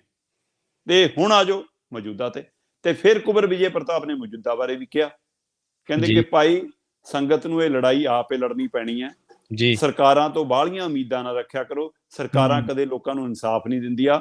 ਤਤਕਾਲ ਵਾਲੀ ਜਿਹੜੀ ਸਰਕਾਰ ਹੈ, ਕਹਿੰਦੇ ਮੌਜੂਦਾ ਜਿਹੜੀ ਸਰਕਾਰ ਹੈ, ਉਹਦੀ ਵੀ ਕੋਈ ਮਨਸ਼ਾ ਮੈਨੂੰ ਅਜਿਹੀ ਨਜ਼ਰ ਨਹੀਂ ਆਉਂਦੀ ਕਿ ਹਾਂ ਉਹ ਗੰਭੀਰ ਹੋਵੇ ਇਸ ਮਸਲੇ ਨੂੰ ਲੈ ਕੇ। ਜੀ ਤੇ ਇਹ ਇਸ ਲਈ ਕਹਿੰਦੇ ਕਿ ਸੰਗਤ ਨੂੰ ਆਪਣਾ ਇਨਸਾਫ ਤਾਂ ਆਪੇ ਲੈਣਾ ਪੈਣਾ। ਸੋ ਇਨਸਾਫ ਦਾ ਰਾਹ ਸੰਘਰਸ਼ ਹੈ, ਇਨਸਾਫ ਦਾ ਰਾਹ ਏਕਾ ਹੈ। ਸੋ ਇਸ ਮਸਲੇ ਦੇ ਉੱਤੇ ਪੰਜਾਬ ਦੀਆਂ ਸਾਰੀਆਂ ਸੁਹਿਰਦ ਧਿਰਾਂ ਨੂੰ, ਚਾਹੇ ਉਹ ਮੰਦਿਰ ਕਮੇਟੀਆਂ, ਚਾਹੇ ਉਹ ਮਸਜਿਦ ਕਮੇਟੀਆਂ ਹੈ, ਚਾਹੇ ਉਹ ਈਸਾਈ ਕਮੇਟੀਆਂ, ਚਾਹੇ ਉਹ ਵੱਖੋ-ਵੱਖ ਸਮਾਜਿਕ ਸੰਗਠਨ ਨੇ, ਚਾਹੇ ਉਹ ਧਾਰਮਿਕ ਸੰਗਠਨ ਨੇ, ਚਾਹੇ ਆਪਣੇ ਆਪ ਨੂੰ ਕਾਮਰੇਡੀ ਸੰਗਠਨ ਕਹਾਉਂਦੇ ਨੇ, ਉਹਨਾਂ ਨੂੰ ਵੀ ਲੋਕਾਂ ਦੇ ਨਾਲ ਇਸ ਮਸਲੇ ਤੇ ਆਉਣਾ ਪਏਗਾ, ਕਿਉਂਕਿ ਇਹ ਇੱਕ ਧਰਮ ਦਾ ਮਸਲਾ ਨਹੀਂ ਹੈ, ਇੱਕ ਜਾਤ ਦਾ ਮਸਲਾ ਨਹੀਂ ਹੈ, ਇਹ ਪੰਜਾਬ ਨੂੰ ਤੋੜਨ ਦਾ, ਉਹ ਜਿਹੜੇ ਗੁਰੂ ਗ੍ਰੰਥ ਸਾਹਿਬ ਦੇ ਅੰਗ ਫਾੜੇ ਨੇ, ਉਹ ਸਾਡੀ ਸਾਂਝੀ ਵਾਲਤਾ ਦੇ ਅੰਗ ਫਾੜੇ ਨੇ, ਬਿਲਕੁਲ ਸਹੀ, ਉਹ ਸਾਡੇ ਟੋਟੇ ਕੀਤੇ ਨੇ, ਸਾਨੂੰ ਅੱਡ ਅੱਡ ਕੇ ਦੇਖਦੇ ਕੌਣ ਬੋਲਦਾ ਕੌਣ ਖੜਦਾ ਜੀ। ਸੋ ਇਸ ਲਈ ਇਸ ਮੌਕੇ ਇੱਕ ਵਾਰ ਫਿਰ ਆਮ ਆਦਮੀ ਪਾਰਟੀ ਦੀ ਸਰਕਾਰ ਵੀ ਹੁਣ ਉਸੇ ਕਟਹਿਰੇ 'ਚ ਖੜੀ ਹੈ, ਜਿਹੜੇ ਕਟਹਿਰੇ ਦੇ ਵਿੱਚ ਕੈਪਟਨ ਤੇ ਬਾਦਲ ਖੜੇ ਨੇ। ਤੇ ਹੁਣ ਲੋਕਾਂ ਨੇ ਕੱਲ ਉੱਥੇ, ਸੰਗਤਾਂ ਨੇ ਕੱਲ ਉੱਥੇ, ਆਵਾਮ ਨੇ ਕੱਲ ਉੱਥੇ, ਲੋਕ ਨੁਮਾਇੰਦਿਆਂ ਨੇ ਕੱਲ ਉੱਥੇ ਇਨਸਾਫ ਦੀ ਗੱਲ ਕੀਤੀ, ਤੇ ਸਰਕਾਰਾਂ ਨੇ ਝੋਲੀ ਅੱਡ ਕੇ ਸਮਾਂ ਮੰਗਿਆ। ਇਹ ਸਮਾਂ ਲੋਕਾਂ ਨੇ ਕੈਪਟਨ ਨੂੰ ਵੀ ਦਿੱਤਾ ਸੀ, ਇਹ ਸਮਾਂ ਲੋਕਾਂ ਨੇ ਬਾਦਲਾਂ ਨੂੰ ਵੀ ਦਿੱਤਾ ਸੀ, ਤੇ ਹੁਣ ਸਮਾਂ ਇਹਨਾਂ ਕੋਲ ਵੀ ਹੈ। ਇਹ ਤਾਂ 1.5 ਮਹੀਨੇ ਦਾ ਸਮਾਂ ਮੰਗ ਕੇ ਆਏ ਨੇ। ਕੱਲ ਕੁਲਤਾਰ ਸੰਧਵਾ ਨੇ ਕਿਹਾ ਕਿ 1.5 ਮਹੀਨਾ ਹੋਰ ਦੇ ਦਿਓ, ਪਹਿਲਾਂ ਵੀ 2-3 ਵਾਰ ਸਮਾਂ ਲੈ ਚੁੱਕੇ ਨੇ, 1.5 ਮਹੀਨਾ ਹੋਰ ਸਮਾਂ ਮੰਗਿਆ। ਮੈਂ ਦਾਅਵੇ ਨਾਲ ਕਹਿਣਾ ਜੀ, ਜੇਕਰ ਇਹ 5 ਸਾਲਾਂ 'ਚ ਵੀ ਇਨਸਾਫ ਦੇ ਦੇਣ ਤਾਂ ਵੀ ਧੰਨਵਾਦੀ ਹੋਵਾਂਗੇ ਇਹਨਾਂ ਦੇ। ਇਹ ਆਪਣੇ ਕਾਰਜਕਾਲ 'ਚ ਇਨਸਾਫ ਦੇ ਜਾਣ ਤਾਂ ਵੀ ਧੰਨਵਾਦੀ ਹੋਵਾਂਗੇ, ਪਰ ਇਨਸਾਫ ਦੇਣ, ਸਿਆਸੀ ਰੋਟੀਆਂ ਨਾ ਸੇਕਣ। 2024 ਔਰ 2027 ਦੇ ਵਿੱਚ ਦੁਬਾਰਾ ਬਹਿਬਲ ਕਲਾਂ ਬਰਗਾੜੀ ਕਾਂਡ ਦੇ ਉੱਤੇ ਸਿਆਸੀ ਰੋਟੀਆਂ ਸੇਕ ਕੇ ਸਰਕਾਰ ਬਣਾਉਣ ਦੀ ਮਨਸ਼ਾ ਨਾ ਰੱਖਣ। ਹੁਣ ਲੋਕ ਭੋਲੇ ਨਹੀਂ ਹੈਗੇ, ਲੋਕ ਅਣਜਾਣ ਨਹੀਂ ਹੈਗੇ, ਹੁਣ ਭੇਡਾਂ ਨਹੀਂ ਰਹੇ ਲੋਕ। ਸੋ ਇਸ ਲਈ ਇਸ ਮਸਲੇ ਤੇ ਕੱਲ ਵਾਲਾ ਇਕੱਠ, ਕੱਲ ਵਾਲਾ ਏਕਾ ਕਿਤੇ ਨਾ ਕਿਤੇ ਸਰਕਾਰ ਦੇ ਮਨ 'ਚ ਭੈ ਵੀ ਪੈਦਾ ਕਰ ਗਿਆ। ਕੁਲਤਾਰ ਸੰਧਵਾ ਔਰ ਜਿਹੜੇ ਇੰਦਰਵੀਰ ਸਿੰਘ ਨਿੱਜਰ ਹੋਏ ਗਏ ਸੀ, ਉਹਨਾਂ ਨੇ ਵੀ ਕੱਲ ਬਾਅਦ ਚੋਂ ਵੀ ਕਹਿੰਦੇ ਕਿ ਬਾਅਦ ਚੋਂ ਸ਼ਾਮ ਨੂੰ ਆ ਕੇ ਇੱਕ ਬੈਠਕ ਵੀ ਹੋਈ ਹੈ, ਉਹਦੇ ਵਿੱਚ ਉਹਨਾਂ ਨੇ ਗੰਭੀਰਤਾ ਨਾਲ ਵਿਚਾਰੇ ਵੀ ਕਿ ਇਸ ਨੂੰ ਕਿਸੇ ਤਣ ਪੱਤਰ ਲਾਉਣਾ ਪੈਣਾ। ਔਰ ਮੈਨੂੰ ਪਤਾ ਲੱਗ ਰਿਹਾ ਕਿ ਆਉਂਦੇ 2 ਜਾਂ 3 ਦਿਨਾਂ ਦੇ ਵਿੱਚ ਇਸ ਮਸਲੇ ਤੇ ਉਹ ਮੁੱਖ ਮੰਤਰੀ ਭਗਵੰਤ ਮਾਨ ਨਾਲ ਦੁਬਾਰਾ ਚਰਚਾ ਕਰਨ ਵੀ ਜਾ ਰਹੇ ਨੇ, ਕਿਉਂਕਿ ਉੱਥੇ ਜਾਣ ਤੋਂ ਪਹਿਲਾਂ ਵੀ ਚੇਚੇ ਕੁਲਤਾਰ ਸੰਧਵਾ ਹੋਰੀ ਮਿਲ ਕੇ ਗਏ ਸੀ ਭਗਵੰਤ ਮਾਨ ਨੂੰ 2 ਦਿਨ ਪਹਿਲਾਂ ਹੀ।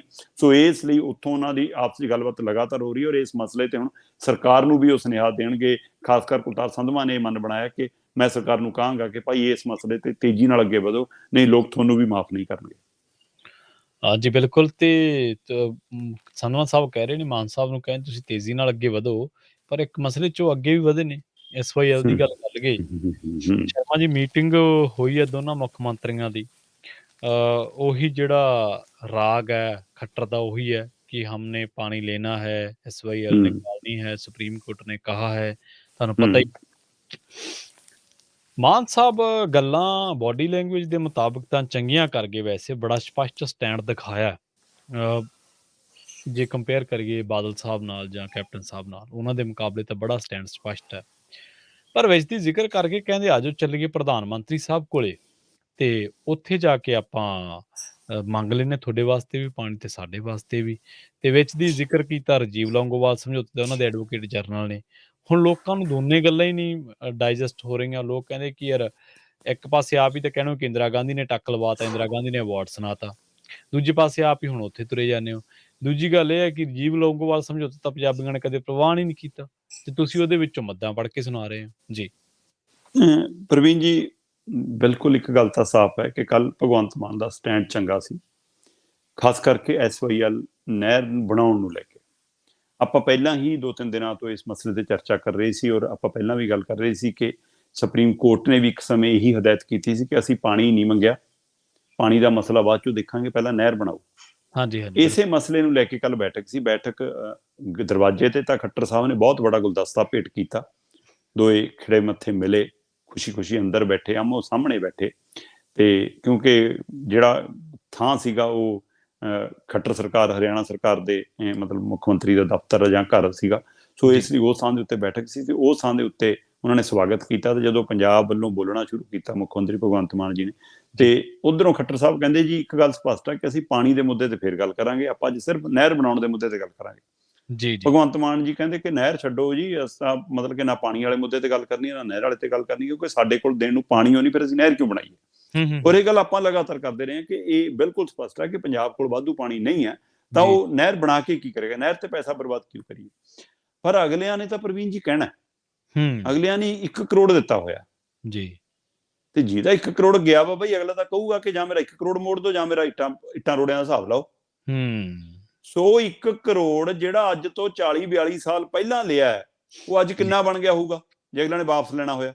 ਬਿਲਕੁਲ। ਸੋ ਨਾ ਤਾਂ ਪੰਜਾਬ ਨੂੰ ਪੈਸੇ ਮੋੜਨ ਦੀ ਸਥਿਤੀ 'ਚ ਹੈ, ਤੇ ਜੇ ਕੱਲ ਨੂੰ ਉਹਨਾਂ ਦੇ ਟੱਬਰ, ਦੇਵੀ ਲਾਲ ਦੇ ਟੱਬਰ ਖੁਲਾਸੇ ਕਰਨ ਤੇ ਆ ਗਏ ਕਿ ਅਸੀਂ ਆਹ 1 ਕਰੋੜ ਸਰਕਾਰੀ ਤੋਂ ਬਿਨਾਂ ਹੋਰ ਕੀ ਕੀ ਦਿੱਤਾ ਹੈ, ਜੀ, ਬਿਲਕੁਲ। ਰਹਿੰਦਾ ਜਲੂਸ ਹੋਰ ਨਿਕਲ ਜਾਣਾ ਸਿਆਸਤਦਾਨਾਂ ਦਾ, ਸਾਡਿਆਂ ਦਾ, ਖਾਸ ਹੂੰ। ਕਰ ਉਹ ਜਿਹੜੇ ਮਤਲਬ ਕਿ ਫਕਰੇ ਕੌਮ ਲਈ ਬੈਠੇ ਨੇ। ਜੀ, ਸੋ ਜਿਨ੍ਹਾਂ ਇਸ ਲਈ ਸਾਰਿਆਂ ਨੂੰ ਪਤਾ ਕਿ ਹਾਂ ਇਹ ਸਮਝੌਤਾ ਕਿਵੇਂ ਹੋਇਆ, ਜੀ। ਇਹਦਾ ਤੋਰ ਕਿੱਥੋਂ ਤੋਰੀ, ਦੇਵੀ ਲਾਲ ਤੇ ਉਹਦੀ ਸਰਕਾਰ ਨੂੰ ਕਿਹਨੇ ਹਾਮੀ ਭਰੀ ਸੀ ਕਿ ਹਾਂ ਕਰ ਲਓ ਸਰਵੇ ਪਾਣੀ ਦਾ, ਹੂੰ। ਕਿਹਨੇ ਕਿਹਾ ਸੀ ਕਿ ਨਹਿਰ ਦਾ ਸਰਵੇ ਕਰ ਲਓ। ਜੀ। ਟੱਕ ਲਾਉਣ ਇੰਦਰਾ ਗਾਂਧੀ ਦਾ ਬਾਅਦ ਚੋਂ ਆਈ, ਪਹਿਲਾਂ ਇੱਥੋਂ ਸ਼ੁਰੂਆਤ ਹੋਈ। ਹੂੰ। ਉਹ ਮਾਮਲਾ ਦਬਿਆ ਤੇ ਦੁਬਾਰਾ ਕਾਂਗਰਸ ਨੂੰ ਲੱਗਿਆ, ਤੇ ਉਹੀ ਕੇਂਦਰੀਕਰਨ ਦਾ ਹਵਾਲਾ ਸੀ ਕਿ ਇੰਦਰਾ ਨੂੰ ਪੰਜਾਬ ਦਾ ਉਹ ਲੀਡਰ ਕਹੀ ਫੜਾ ਰਿਹਾ ਚਾਂਦੀ ਦੀ, ਜਿਹੜਾ ਕਹਿੰਦਾ ਮੈਂ ਪਾਣੀਆਂ ਦੇ ਸਮਝੌਤੇ ਰੱਦ ਕਰਤੇ। ਤੇ ਕੈਪਟਨ ਅਮਰਿੰਦਰ ਦੀ ਫਿਰ ਕਿਹੋ ਜੀ ਕਰਤੂਤ ਸੀਗੇ, ਜੀ, ਜੀ। ਅਮਰਿੰਦਰ ਸਿੰਘ ਦੱਸਣ। ਸੋ ਇਸ ਲਈ ਇਹ ਦੋਏ ਧਿਰਾਂ, ਅਕਾਲੀ ਦਲ ਤੇ ਕਾਂਗਰਸ, ਇਸ ਮਸਲੇ ਲਈ ਬਰਾਬਰ ਜ਼ਿੰਮੇਵਾਰ ਨੇ। ਇਹ ਜੀ। ਕੇਂਦਰ ਦੇ ਜਾ ਕੇ ਨੱਕ ਵੀ ਰਗੜਦੇ ਰਹੇ ਨੇ। ਇਹ ਆਪੋ ਆਪਣੇ ਸਮੇਂ ਦੀਆਂ ਕੇਂਦਰ ਦੀਆਂ ਸਰਕਾਰਾਂ ਨਾਲ ਜਿਹੜੀ ਮਰਜ਼ੀ ਰਹੇ, ਕਾਂਗਰਸੀਆਂ ਦੇ ਵੀ ਪਿਛਲੇ ਪੜਦਿਆਂ ਰਹੀ, ਅਕਾਲੀ ਵੀ ਮਿਲਦੇ ਰਹੇ ਨੇ ਉਹਨਾਂ ਨੂੰ। ਹੂੰ। ਰਾਜੀਵ ਲੌਂਗੋਵਾਲ ਸਮਝੌਤਾ ਇਸੇ ਚੋਂ ਜਨਮਿਆ ਸੀ। ਜੀ। ਰਾਜੀਵ ਲੌਂਗੋਵਾਲ ਸਮਝੌਤਾ ਪੰਜਾਬ ਦਾ ਸਮਝੌਤਾ ਨਹੀਂ ਸੀ, ਇਹ ਹੂੰ। ਚੰਦ ਲੀਡਰਾਂ ਦਾ ਸੱਤਾ ਲਈ, ਕੁਰਸੀ ਲਈ ਸਮਝੌਤਾ ਸੀ, ਜਿਹੜਾ ਪੰਜਾਬ ਨੂੰ ਪ੍ਰਵਾਨ ਨਹੀਂ ਸੀ। ਹੂੰ। ਪਰ ਉਸ ਸਮੇਂ ਕਈ ਧਿਰਾਂ ਨੇ ਸਿਰਫ ਇਸ ਚੱਕਰ 'ਚ ਪ੍ਰਮਾਣ ਕਰ ਲਿਆ ਕਿ ਸ਼ਾਇਦ ਇਹਦੇ ਨਾਲ ਸ਼ਾਂਤੀ ਆ ਜਾਊਗੀ। ਹੂੰ। ਪਰ ਅੱਜ ਇਹੋ ਜਿਹੀਆਂ ਮੁਸੀਬਤਾਂ ਪੰਜਾਬ ਦੇ ਗਲ ਪਾ ਕੇ ਗਏ, ਅੱਜ ਸਮਝ ਆਉਂਦੀ ਹੈ ਲੋਕਾਂ ਨੂੰ। ਜੀ। ਨਾ ਚੰਡੀਗੜ੍ਹ ਮਿਲਿਆ ਤੇ ਨਾ ਨਹਿਰ ਦਾ ਵਿਵਾਦ ਨਿਬੜਿਆ। ਸੋ ਉਸ ਨੂੰ ਆਧਾਰ ਬਣਾ ਕੇ ਕੱਲ ਭਗਵੰਤ ਮਾਨ ਨੇ ਫਿਰ ਗੱਲ ਤੋਰ ਲਈ। ਜੀ। ਕਹਿੰਦਾ ਜੀ ਉਹਦੇ ਵਿੱਚ ਵੀ ਲਿਖਿਆ ਕਿ ਹਾਂ ਜੀ ਏਦਾਂ ਦਾ, ਤੇ ਉਸ ਮੁੱਦੇ ਤੇ ਓਨਾ ਕੁ ਬੋਲੇ ਜਿੰਨਾ ਕੁ ਅਫਸਰਾਂ ਨੇ ਅੰਕੜੇ ਕੱਢ ਕੇ ਦਿੱਤੇ ਸੀ। ਸੋ ਇਸ ਲਈ ਕੱਲ ਅੰਕੜਿਆਂ ਦੇ ਆਧਾਰ ਤੇ ਰਹਿ ਕੇ ਗੱਲ ਕਰਨ ਦੀ ਕੋਸ਼ਿਸ਼ ਕੀਤੀ। ਕਹਿੰਦੇ ਜੀ 18 FM ਪਾਣੀ ਸੀ ਉਸ ਸਮੇਂ, ਅੱਜ ਤਾਂ 12 ਰਹਿ ਗਿਆ ਸਾਡੇ ਕੋਲ, ਅਸੀਂ ਪਾਣੀ ਦੇਣ ਵਾਲੀ ਸਥਿਤੀ 'ਚ ਨਹੀਂ ਹੈ, ਸਾਡਾ ਧਰਤੀ ਹੇਠਲਾ ਪਾਣੀ ਇੰਨਾ ਥੱਲੇ ਚਲਾ ਗਿਆ, ਅਸੀਂ ਨਹਿਰ ਕਿੱਥੋਂ ਬਣਾ ਦਈਏ, ਅਸੀਂ ਨਹੀਂ ਕਰ ਸਕਦੇ, ਅਸੀਂ ਆਪਣੇ ਸਟੈਂਡ। ਠੀਕ ਹੈ ਜੀ, ਸਟੈਂਡ ਤੇ ਸਪਸ਼ਟ ਹੋ, ਚੰਗੀ ਗੱਲ ਹੈ। ਆਪਾਂ ਵੀ ਗੱਲ ਕਰਦੇ ਰਹੇ ਹਾਂ ਕਿ ਭਾਈ ਉਹਨਾਂ ਨੂੰ ਪੁੱਛੋ ਕਿ ਜੇ ਦੋਏ ਸੂਬਿਆਂ ਦਾ ਪਾਣੀ ਵੰਡ ਹੋਣਾ ਤਾਂ ਸਾਡੇ ਹਿੱਸੇ ਵਾਲਾ ਜਮਨਾ ਵਾਲਾ ਪਾਣੀ ਕਿੱਥੇ ਆ। ਪਰ ਇਹ ਪੁੱਛਣ ਦੀ ਬਜਾਏ ਜਿਹੜਾ ਕੱਲ ਇਹ ਗੱਲ ਕਹੀ ਭਗਵੰਤ ਮਾਨ ਜੀ ਨੇ ਕਿ ਜੀ ਆਪਾਂ ਜਮਨਾ ਤਾਂ ਜਮਨਾ, ਆਪਾਂ ਗੰਗਾ ਦਾ ਪਾਣੀ ਵੀ ਲੈਣਾ, ਦੋਆਂ ਨੇ, ਤੁਹਾਨੂੰ ਵੀ ਲੋੜ ਆ, ਸਾਨੂੰ ਵੀ ਲੋੜ ਆ, ਕਿ ਚਲੋ ਮੋਦੀ ਜੀ ਕੋਲ ਚੱਲੀਏ।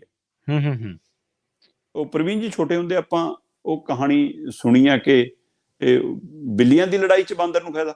ਹਾਂਜੀ, ਹਾਂਜੀ, ਹਾਂਜੀ। ਸੋ ਜੇ ਰੋਟੀ ਲੈ ਕੇ ਬਾਂਦਰ ਕੋਲ ਜਾਓਗੇ ਤਾਂ ਫਿਰ ਉਹ ਅੱਧੀ ਤੁਹਾਨੂੰ ਤਾਂ ਨਹੀਂ ਦਊਗਾ, ਆਪੇ ਖਾਊਗਾ ਪੂਰੀ। ਪਹਿਲਾਂ ਹੀ ਪੂਰੇ ਮੁਲਕ ਦੇ ਵਿੱਚ ਕੇਂਦਰੀਕਰਨ ਨੂੰ ਲੈ ਕੇ ਸਵਾਲ ਖੜਾ ਹੈ। ਬਿਲਕੁਲ ਖੜਾ ਕਿ ਲਗਾਤਾਰ, ਖਾਸ ਕਰਕੇ ਪੰਜਾਬ ਦੇ ਹਵਾਲੇ ਨਾਲ ਜੇਕਰ ਤੁਸੀਂ ਗੱਲ ਕਰਨੀ ਹੈ, ਚੰਡੀਗੜ੍ਹ ਚੋਂ ਪੰਜਾਬ ਨੂੰ ਬਾਹਰ ਕਰ ਦਿੱਤਾ ਗਿਆ। ਬਾਹਰ ਚੰਡੀਗੜ੍ਹ ਯੂਨੀਵਰਸਿਟੀ ਉਸਰਦੀ ਹੈ, ਬਾਹਰ ਨਿਊ ਚੰਡੀਗੜ੍ਹ ਬਣਦਾ ਹੈ, ਪੰਜਾਬ ਦੇ ਸਰਕਾਰੀ ਦਫ਼ਤਰ ਮੋਹਾਲੀ ਸ਼ਿਫਟ ਕਰ ਦਿੱਤੇ ਗਏ ਨੇ। ਚੰਡੀਗੜ੍ਹ ਬਚਿਆ ਕਿੱਥੇ ਆ ਪੰਜਾਬ ਦਾ?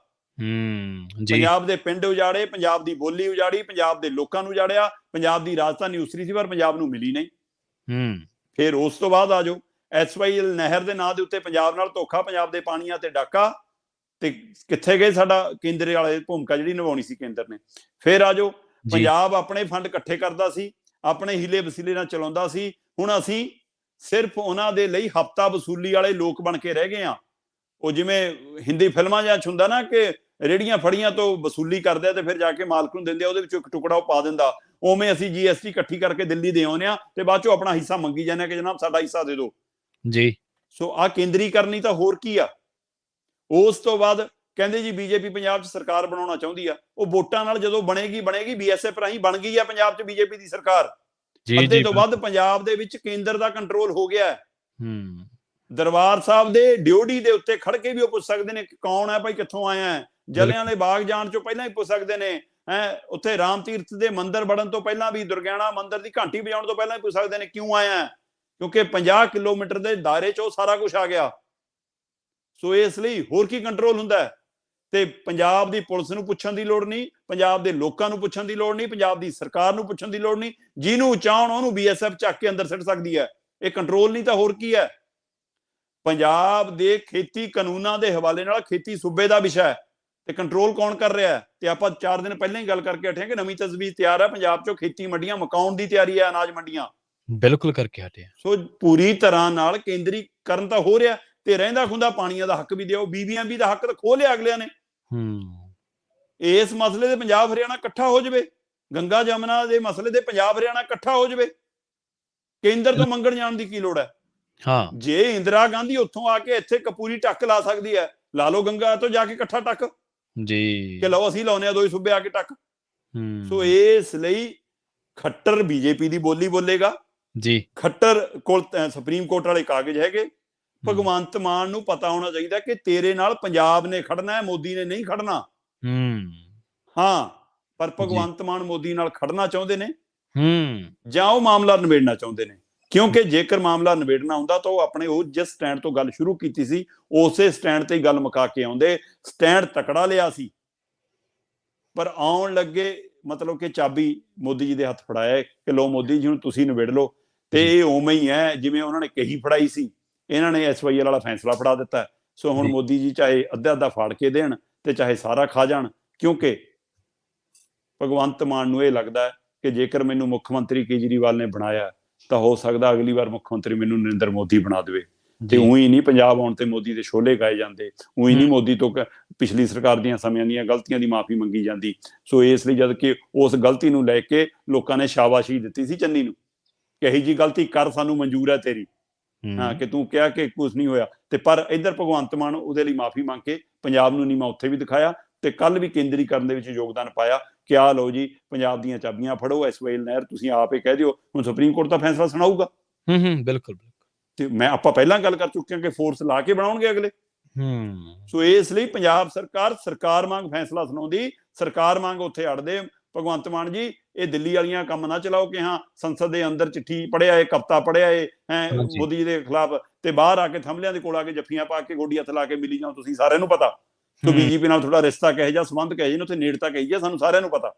ਸੋ ਇਸ ਲਈ ਭਗਵੰਤ ਮਾਨ ਆਮ ਆਦਮੀ ਪਾਰਟੀ ਦੇ ਕੇਜਰੀਵਾਲ ਨੂੰ ਵੀ ਖੁਸ਼ ਰੱਖਣਾ ਚਾਹੁੰਦੇ ਨੇ ਤੇ ਬਾਇਆ BJP ਨਾਲ ਵੀ ਬਣਾ ਕੇ ਰੱਖਣਾ ਚਾਹੁੰਦੇ ਨੇ ਕਿ ਕੇਂਦਰ ਦੀ ਸਰਕਾਰ ਮੈਨੂੰ ਤੰਗ ਵੀ ਨਾ ਕਰੇ ਤੇ ਜੇ ਲੋੜ ਪਈ ਮੈਨੂੰ ਪਾਲਾ ਬਦਲਣ ਲੱਗੇ ਵੀ ਦੇਰ ਨਾ ਲੱਗੇ। ਸੋ ਇਸ ਲਈ ਕੱਲ ਇਹ ਉਵੇਂ ਹੀ ਹੈ ਜਿਵੇਂ ਆਪਾਂ ਕਹਿੰਦੇ ਰਾਜੀਵ ਲੋਂਗੋਵਾਲ ਸਮਝੌਤਾ ਪੰਜਾਬ ਨੂੰ ਪ੍ਰਵਾਨ ਨਹੀਂ, ਉਵੇਂ ਹੀ ਕੱਲ ਇਹ ਫੈਸਲਾ ਕਿ ਮੋਦੀ ਜੀ ਕੋਲ ਚੱਲਾਂਗੇ ਇਹ ਪੰਜਾਬ ਨੂੰ ਮਨਜ਼ੂਰ ਨਹੀਂ। ਜੀ ਬਿਲਕੁਲ, ਇਹ ਫੈਸਲਾ ਨਹੀਂ ਪੰਜਾਬ ਨੂੰ ਮਨਜ਼ੂਰ, ਕਿਉਂਕਿ ਪੰਜਾਬ ਨੇ ਦਿੱਲੀ ਦਾ ਸਟੈਂਡ ਦੇਖਿਆ ਹੋਇਆ ਕਿ ਦਿੱਲੀ ਕਿਹੜੇ ਪਾਸੇ ਖੜਦੀ ਹੈ। ਆਪਾਂ ਗੱਲ ਕਰੀਏ ਸ਼ਰਮਾ ਜੀ ਸਿੱਧੂ ਮੂਸੇਵਾਲੇ ਦੇ ਕਤਲ ਦੇ ਮਾਮਲੇ ਦੀ। ਹੁਣ ਸੁਣਨ ਦੇ ਵਿੱਚ ਕਈ ਮੀਡੀਆ ਰਿਪੋਰਟਸ ਵੀ ਇਹ ਦਾਅਵਾ ਕਰ ਰਹੀਆਂ ਨੇ ਕਿ ਇਸ ਕਤਲ ਤੋਂ ਬਾਅਦ ਪੰਜਾਬ ਦੇ ਵਿੱਚ ਬੁਲਟ ਪ੍ਰੂਫ ਗੱਡੀਆਂ ਤੇ ਜੈਕਟਾਂ ਦਾ ਧੰਦਾ ਜ਼ੋਰਾਂ ਤੇ ਹੈ ਜੀ। ਪ੍ਰਵੀਨ ਜੀ ਬਿਲਕੁਲ, ਇਹ ਨੌਜਵਾਨੀ ਦੇ ਅੰਦਰ ਨਾ ਇਹ ਕਾਫੀ ਡਰ ਵੀ ਹੈ, ਖੌਫ ਵੀ ਹੈ, ਖਾਸ ਕਰ ਮਤਲਬ ਕਿ ਜਿਹੜੀਆਂ ਤਰ੍ਹਾਂ ਕਿਸੇ ਨਾ ਕਿਸੇ ਅਜਿਹੇ ਮਸਲਿਆਂ ਨਾਲ, ਰਾਜਨੀਤਿਕ ਮਸਲਿਆਂ ਨਾਲ, ਵਪਾਰਕ ਮਸਲਿਆਂ ਨਾਲ ਜਾਂ ਉੱਠਣੀ ਬੈਠਣੀ ਜਿਹੇ ਮੁੰਡਿਆਂ ਨਾਲ ਉਹਨਾਂ 'ਚ ਡਰ ਵੀ ਹੈ।